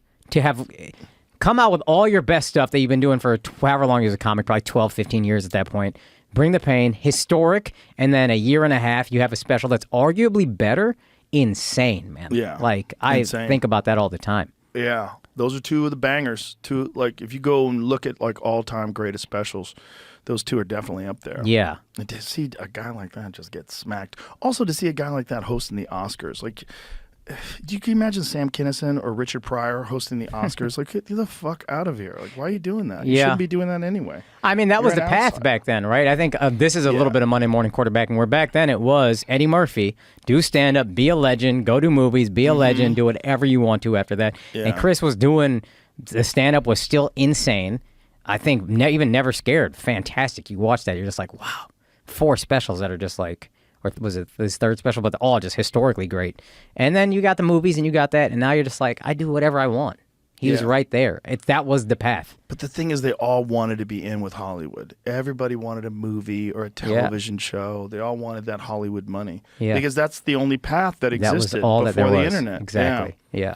Yeah, this is a very interesting time for media. It's a very interesting time for what people consume. Yeah, I think now we might not have as much fame or power or whatever, and that's fine because we get to kind of do what we want. And that's great. I don't know. I think people are more famous now. There's more guys doing arenas now than ever before. That's true. That's true. I mean, stand-up's had a real boom. Yeah. Hinchcliffe sold out Madison Square Garden 2 nights in a row in an hour. I mean, Kill Tony. I did Kill Tony after I did Rogan the first time. This was like, I think the last time I was in Austin, but I remember watching him. And Tony and I started around the same time. And I'm watching him and Kill Tony, and I'm just like, holy fuck. You are amazing at this. He's the best ever. He's the best host of those kind of shows ever. He's so quick. Yeah. I took Tucker to Kill Tony. Yeah, that moment with him and Cam Patterson was so good. Tucker didn't even know he was going on stage. He had no idea. Oh, really? Yeah, I wasn't even going to bring him on stage. I showed up with him. I'm like, we were having dinner. Yeah. And I said, me, him, and Lex Friedman. And I said, do you want to see the club? And he's like, yeah, you guys got nothing going on tonight? Let's go. Kill Tony's there tonight. It'd be awesome. It's a crazy show to watch. It's like one of the best live shows you can go see. So we get there, we're backstage, and I text Tony, hey, I'm coming, and I'm bringing Tucker Carlson. And so we get backstage, and he texts me, and he's like, come on stage. Wow. And I was like, really? I go, all right. I did it once before with Post Malone. Yeah. Post Malone had no idea he was going to be on Kill Tony. I just brought him to the club And then brought him right on stage. And he was like, this is crazy. Yeah. And that's what we did with Tucker, too. Just brought him on stage. And he goes out there, ladies and gentlemen, Joe Rogan and Tucker Carlson. Wow. And the place went nuts. And he was great. Yeah, he seemed really good. The way he handled the camp thing, both of them handled that so well, I thought. It was hilarious. Yeah. Yeah. Oh, dude, Post was amazing. Post is amazing. He was great at it. I've heard he's the nicest guy, too. I wonder how he is in that sweet. format. Yeah. He's so sincere. David Lucas said he looked like an unemployed crocodile hunter. That's good.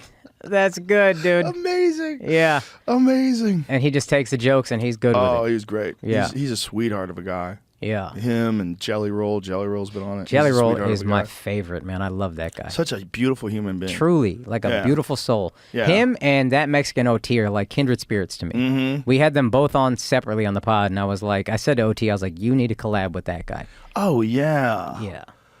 That Mexican OT and Jelly Roll would be amazing. Yeah. And that Mexican OT's manager and I are fairly cool. Greg, get a Jelly Roll, dude, because that guy... That'll happen. I got Mexican OT as my intro for my special, and I didn't realize what a pain in the ass that can be. And luckily, OT's manager, Greg, was like, we're going to get this done. We're going to get this done. We're going to get this done. That's the only reason I could get it cleared from, I think, UMG or whatever the label was. So, yeah. But OT was also like, he hit me up afterward, like, hey, man, I love the special. I love the dance. Thank you for using my song that way. Just, like, so sweet. Yeah. Like, you did me the biggest favor. Right. Ever. And then to thank me is just like, what a sweet kid, man. Yeah, he's a dope guy. Yeah. I like him a lot. Also got the Texas manners. Yes, sir. I remember he asked us a question. He said, may I show you something? And I was like, what a well-mannered, sweet kid, man. Yeah, who sings gangster rap. Who will probably beat the shit out of you. In like a country flavor. Like a country flavor to his rapping. Yeah. He's very unique. Yes. And Cowboy comfortable. Killer was the first song that I ever heard. Tony played it for me. Really? He's like, you got to hear this. You ever heard of That Mexican OT? I'm like, no. He played it for me. I'm like, oh, shit. I was like, this is good. And then I started listening to his other stuff. They're all bangers. Fantastic. Like an artist. Yes. Yeah. Who just grew up in rap, and that's what he knew. And now I think he's going to expand more and more and more. Yeah, I love that kid. Yeah, he's great. And he's young, too, man. He's Yeah. got a massive future. Yeah, truly. Mega Yeah. talent. Him and Jelly both. Isn't that a cool thing about doing a podcast, too, that you get to meet all these interesting Yes, people? dude, yes. The Brian Johnson guy was fascinating. And you have these ideas of these people, and then you sit down and talk with them, and you're like, oh, that was completely wrong. I guess that's probably most human beings, but Without you a get this doubt. idea of a person, and then you talk to them, you're like, wow. Yeah, that was yeah, for unbelievable. sure. Yeah. But it's also like other people get that too. Like you're doing a service for other people. Yeah. And it kind of like informs other people like, hey, maybe I have misconceptions about people just because I see this public image and I think Yeah. that's who they are. Yeah, it actually ties into what we were saying earlier is about like letting other people's opinions affect you. I was listening to some podcast, I forget what it's called, but the guy goes, most people are very flippant with their opinions. They just throw it out there. Oh, I hate that guy. I love that guy. Yep. They don't really think much. And then we take it so seriously, good and bad. But most people just throw a thing out there not really being informed, and they don't really care. It's not that big a deal. Yeah, it's just talk. Louis C.K. told me this once. He goes, it's just talk. He goes, but when it's written down, it seems like it's more than just talk. But it's like kind of the same way people have always talked. Yeah, But that's if true. you see it written down or if you see someone saying it in a video, like, oh, Yeah. what did he say about me? But Yeah. It's just talk. People talk shit. Yeah, Louis was another one. I even said this to him when he was getting so much love. I was like, oh, fucking Louis. And then we had him on the pod. He was great. He's obviously so smart. But I remember even I told him that. He was like, a lot of the praise was like overdone. And I'm sure some comics didn't like me. I was like, I was one of them. He was like, I don't blame you. And I was like, what a cool, honest moment we had where I didn't have to pretend. And yeah, it was just, I think that's one of the best things about the podcasting is talking to people and being like, oh, I had a preconceived notion of you, and you're very different than what I thought. Yeah, we get informed the more people we talk to. Yes. The more people we talk to and the more conversations we have, we get more informed as a human being. And I think one of the things that limits people is the access they have to other interesting people. And I think that's also one of the things that is really exciting to people about podcasts, why they like it so much. Yeah. Because now they can listen to interesting people talk. They can listen to cool people talk. Yeah. And they kind of get in on these conversations and they see a real conversation where it's not planned out. You Yeah. don't know what you're going to talk about. You're just talking. Right. Yeah. How much prep do you do typically for interviews? Because sometimes I'll prep for days and it's just like endless. And then sometimes I'm like, I think I'm okay. It completely depends on the subject matter. Yeah. You know, like if there's been people that I've had to read books on astrophysics, Yeah. and string theory and try to understand what the fuck they're Right. talking about, or AI, and you know, it depends. You know, some people I've read their entire book, and I knew they were coming on months in advance, so I prepared for it. And then other people, I'm just like, I can't wait to talk to that guy. Yeah. Yeah. You know, like that Mexican OT, zero prep. What's up? I love your music. Yeah. You know, it was easy. I wanted to just get to know him in the moment. I don't want to I heard when you were a child. Yeah. No, I want it to come out like organically. I want to have a real conversation with the person. Well, you know, I'm sure you've heard this. Larry King did no prep for any interview ever. Really? Yeah, there's a clip of him and Seinfeld talking. It's so funny where he clearly doesn't know who Seinfeld is. This is at the height of Seinfeld's fame. And Seinfeld is like, yeah, my show is going off you've never watched an episode? It's kind of a big deal. And Larry's like, no, I didn't know. And Andrew Schultz will always be like, that's just his excuse to be lazy. But I truly think he's like, maybe. But he was also like, I know the best, most organic conversations if I learn all about this guy right here. And my skill set will allow for the best interview to happen that way. Well, the worst conversations are conversations that are canned, right? Where when someone's talking to you, they don't really care, but they're pretending they care and asking you these things because they have like bullet points that they want to hit. Yeah. And those seem canned. They seem bullshit. You're probably better off doing it the Larry King way with some stuff. But Larry King didn't interview theoretical physicists. Yeah. You know, I need to know something about what you're talking about to be able to have my own questions. Right. I can't, because there's some things that are so nuanced and they're so complicated that you should have some understanding of them before you talk about it. But then other times it's like, oh, guy's a comic. Yeah. You know, like, let's talk. Yeah. That'll be easy. Yeah. I love comics. Yeah. Come on, let's talk some shit. How do you write? What do you do? How do you do it? You know, where'd you start? Yeah. I want to know. You know, Yeah. it's like, and having genuine curiosity. I think that's a major key. It's like actually be curious. And some people aren't really curious. They really just want to wait for their turn to talk. Yeah. They can't wait. When's it going to be my turn to talk? You know, like Yeah. But you ruin your own show that way. Even by being selfish, you're actually going against yourself. You're not realizing it at the time, but you're actually poisoning your own show by being selfish. Yeah, the best thing that I've learned in life is try to actually listen.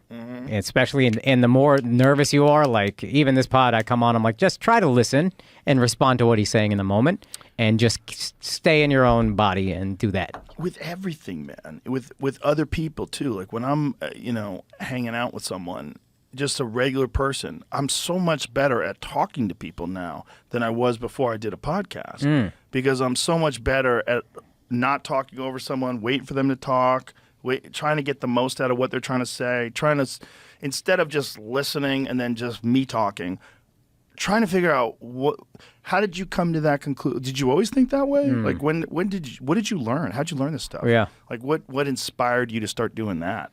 You know, it's like that. That's interesting to me. So now when I have conversations with people that suck at having conversations, like I can't wait I got trapped at my fucking club by a buddy of mine brought one of his buddies from high school. And his buddy from high school was drunk and he's rich. And he kept wanting to tell me about this business that he started. It was, blah, blah, blah, and I this and that, and I turned it into $100 million business and this and that. I'm just telling you, just so you know who I am. So, like, oh my God, he was so bad at talking. It was just the clunkiest, shittiest, braggiest. And then I eventually go, I got to go. Yeah. I wasn't even talking. I was like, you're just talking at me. Like, I don't care about any of these things. He just needed to impress you that badly. Yeah, he needed to let me know that he was successful.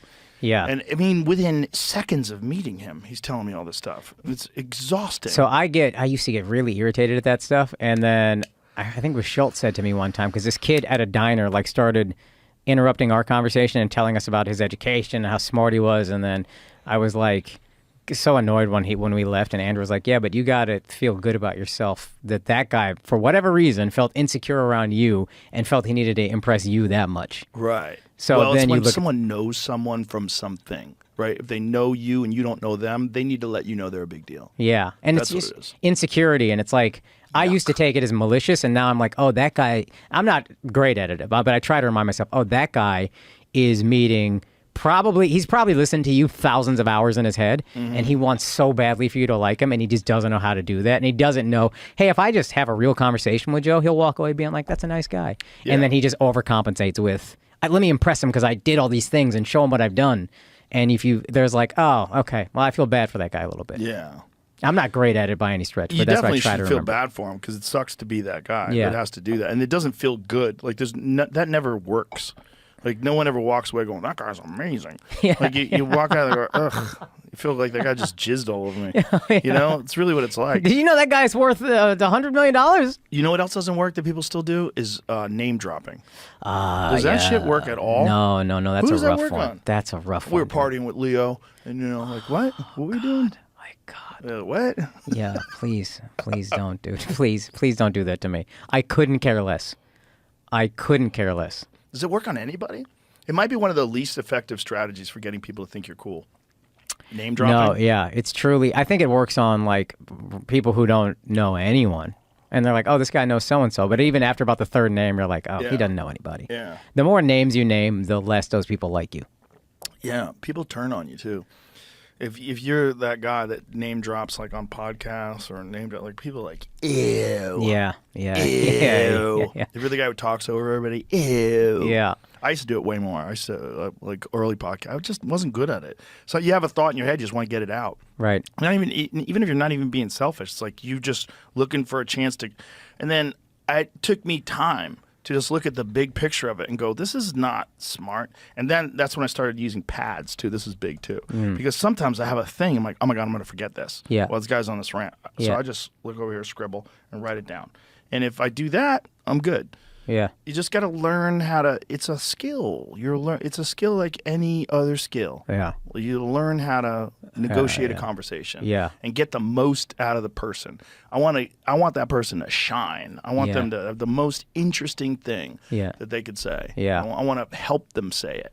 I think about that because sometimes I'll get in because I don't feel nearly as confident in podcasting as I do in stand-up. And then I just remember, oh, stand-up is something I've been doing 17 years now or whatever. Podcasting I've been doing 5, 6, whatever. Like, it's going to take a while. Also, you guys have a unique setup when there's a lot of folks there. Yeah. You know, there's 4 of you. Yeah. And then there's a guest. Yeah. When you got 5 people talking Yeah. and no one knows when they can chime in and when Yeah. they should chime in, it's hard. Yeah, being a team player is big. It's like I could try to get my thought. I could try to get my thought out now, but is that if I'm just going to be talking with everybody, is that going to add the best podcast, or do I just fall back and wait? Headphones. Yeah. Headphones are a huge key. Yeah. Because then you don't talk over each other. Over talk is terrible to listen to. Yeah. You know, Yeah. like Ari, when he comes on the podcast, we do Protect Our Parks. As soon as Yeah. he gets drunk, takes the headphones off, starts talking over everybody. I'm like, Ari, you can't have 2 separate conversations. This is a podcast. Millions of people are going to hear this. Oh, I need to give Ari his flowers too. Jew is Amazing. It was one of the big like impetuses. I looked at that and I was like, oh, this guy didn't shop this at a streamer. He just put it online, and it Yes. looks better than pretty much anything I've seen on Netflix. Well, it was cool because all the candles and shit. Yeah, a gorgeous special. Yeah. I told him this. I was like, once I saw that, I was like, oh, this is the bar now. That's it's set there. Well, it was also for me, it was very important to see because Ari had been telling me these things for decades and had never figured out a way to do it on stage and decided to do it all in one special. Yeah. Because he was telling me all the stuff about his upbringing because he had a crazy Yeah. upbringing, man. Yeah. Like super religious, went to Israel, stayed in a kibbutz or whatever the fuck it was and Yeah. reading the Talmud all day. Yeah. He was all in. Yeah. And then he's like, this is bullshit. Yeah. What am I doing? Yeah. And then becomes a comic, which was Yeah. wild. And when I met him, it was like, I guess it was the 90s. And he was like, maybe, what year did Ari start working at the store? It might have, I think I was on, it might have been Fear Factor days. I don't remember. But it was like, he was a young guy who was just starting to do stand-up. And then the more I got to know him, I'm like, what did you do? Yeah. Wow. I'm like, why don't you talk about that on stage? He just didn't have the chops. Yeah. And so it took a decade plus, 2 decades, before he developed the chops Yeah. to be a real solid and I'm glad he did, Yeah. because then he became a great comic, and then he realized how to do that material as a comic, Yeah. which was perfect. Yeah, I think that's one thing. I used to try to push myself to do this material that was personal. Like, I hope I can make my dad's story into a bit or something to end a special with or whatever. But now I realize I don't need to push. I wasn't good enough to do that back then. And now as I'm getting better, I think I can dig deeper, be more honest, be more personal, tell more personal things or whatever. And then I'm ready now, I feel like. Yeah, you could figure out a way to make it good. Yes. Yeah, it's a tricky job, man. Yeah. It's a tricky fucking slippery Especially job. like somewhat potentially painful things that you're trying to make funny. I remember I would see some comics come up and be just so awkward, say all these horrible things they went through, and they'd be like, I don't care if y'all laugh, this is therapy for me. And I know you're just saying that because you're nervous because you're not doing well, but you got to understand how fundamentally wrong. This is not therapy. We're not here to help you through this. Go to therapy, make it funny, and then come bring it to us. I remember there was some dispute at Just for Laughs, and some comic yelled at some other comic that if you're not using your comedy to promote social justice, you can go fuck yourself. Oh, Jesus Christ, Like, dude. that is hilarious. That's a person that can't possibly be good. Yeah. There's no way you're good. Yeah, You must yeah. be terrible on stage. Your comedy must be awful. I think you also, that's probably a young comic, probably, because I know I had these ideas of what funny was, and I remember watching, I think it was called Talking Funny or Funny People or whatever, with Ricky Gervais, Chris Rock, Louis C.K., and Yes. Jerry Seinfeld. And then there's a moment where Ricky, who's the youngest comic in the room, is talking about these jokes, and like, I don't want to do those jokes because those jokes are easy. I want to impress guys like you. And then Jerry goes, you know what would impress me? Leave that joke in. Don't take that joke out. Leave that stupid joke in. I'm impressed. Just kill. Yeah. I like stupid jokes. Yes. If stupid joke, like Attel's brilliant and Amazing. silly at the same time. Amazing.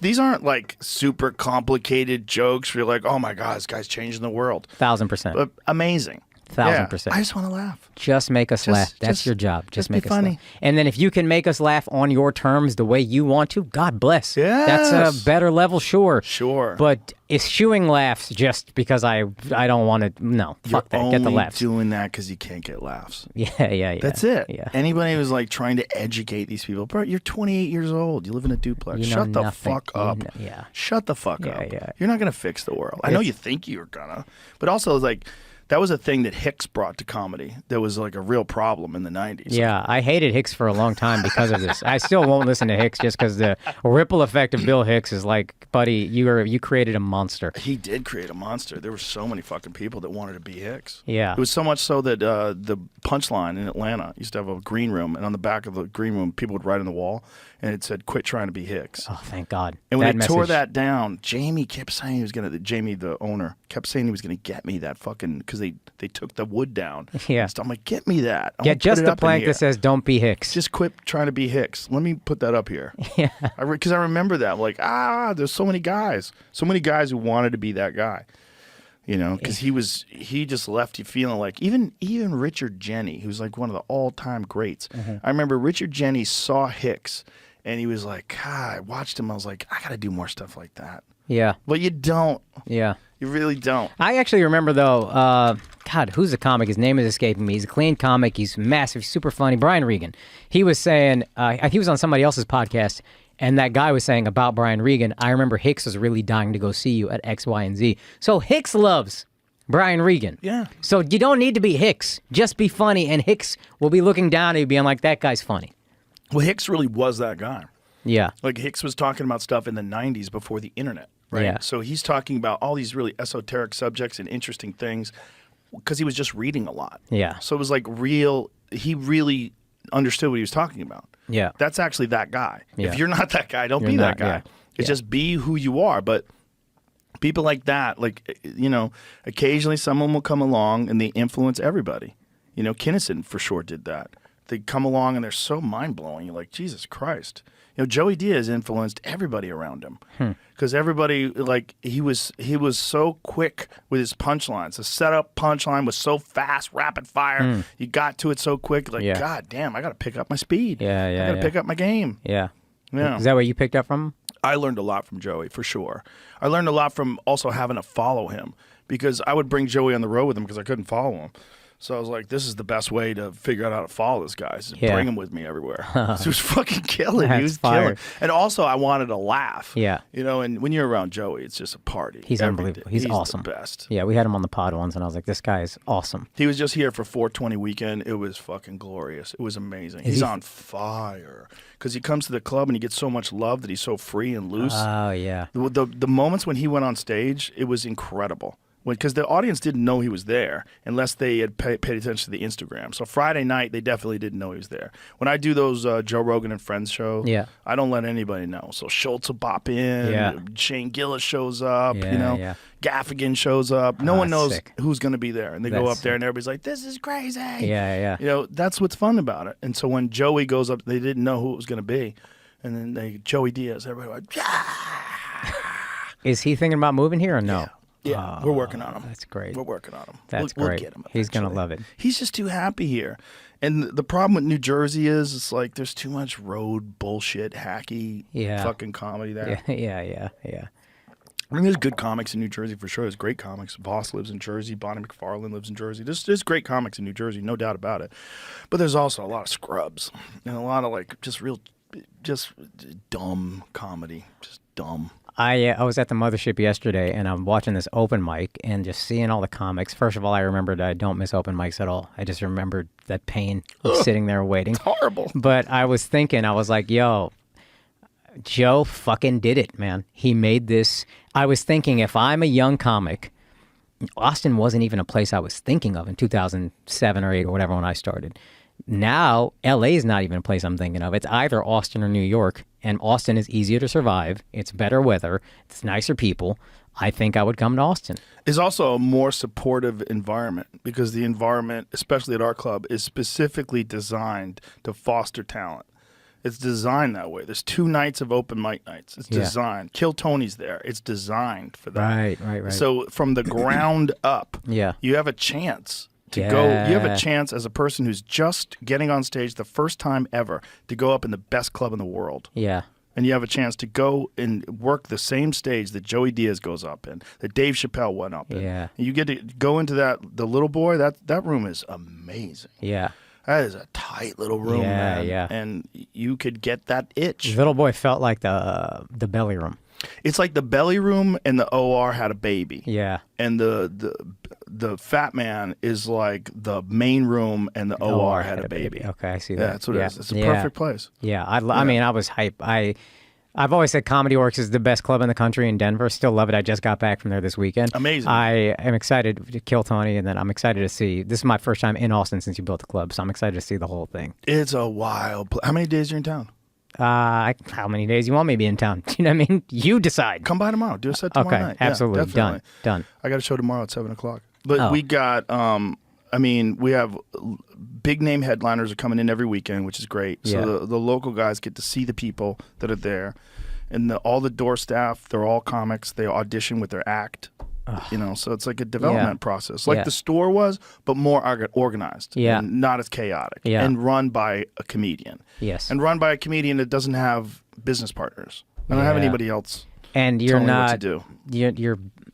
You don't rely on that for income. Exactly. Which is like it's a mitzvah what you're doing. It had to have happened the way it happened. Yeah. I mean, there had to be this crazy moment in history where the whole country gets shut down except Texas. Mm-hmm. And so we move here, and all of a sudden I'm doing shows with Chappelle. We're doing these outdoor shows where everybody's getting tested.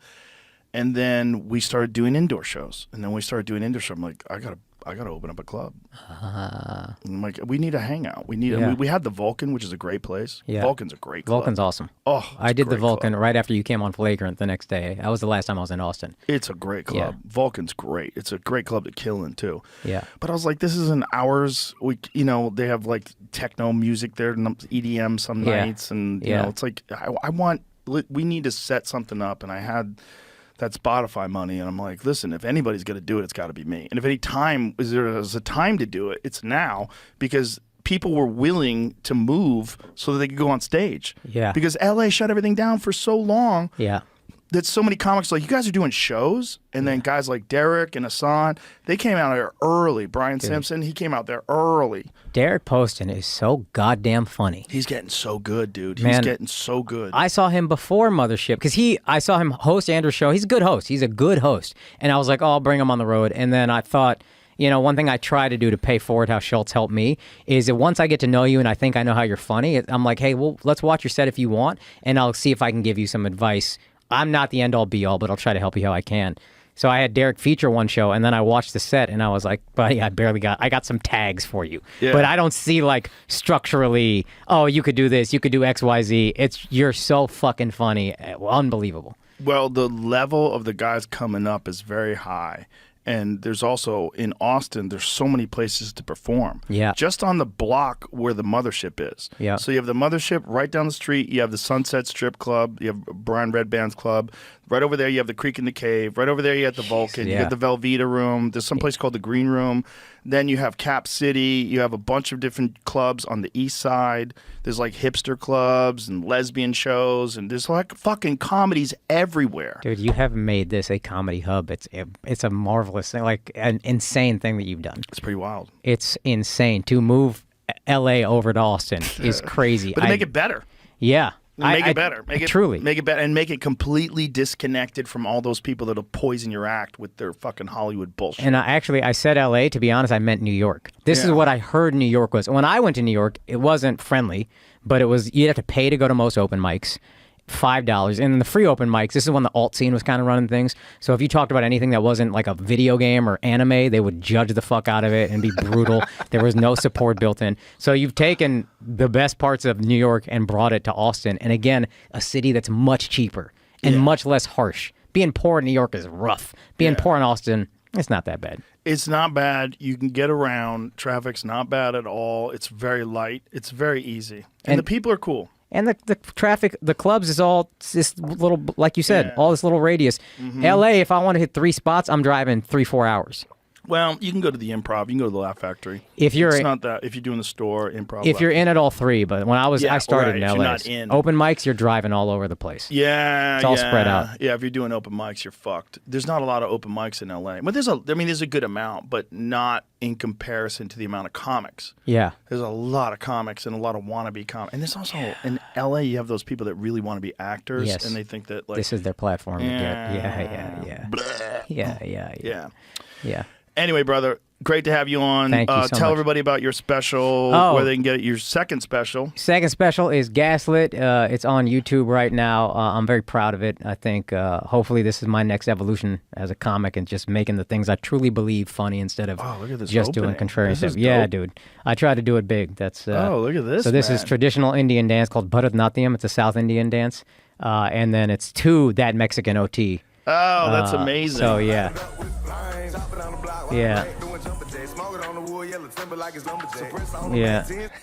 So check it out on YouTube.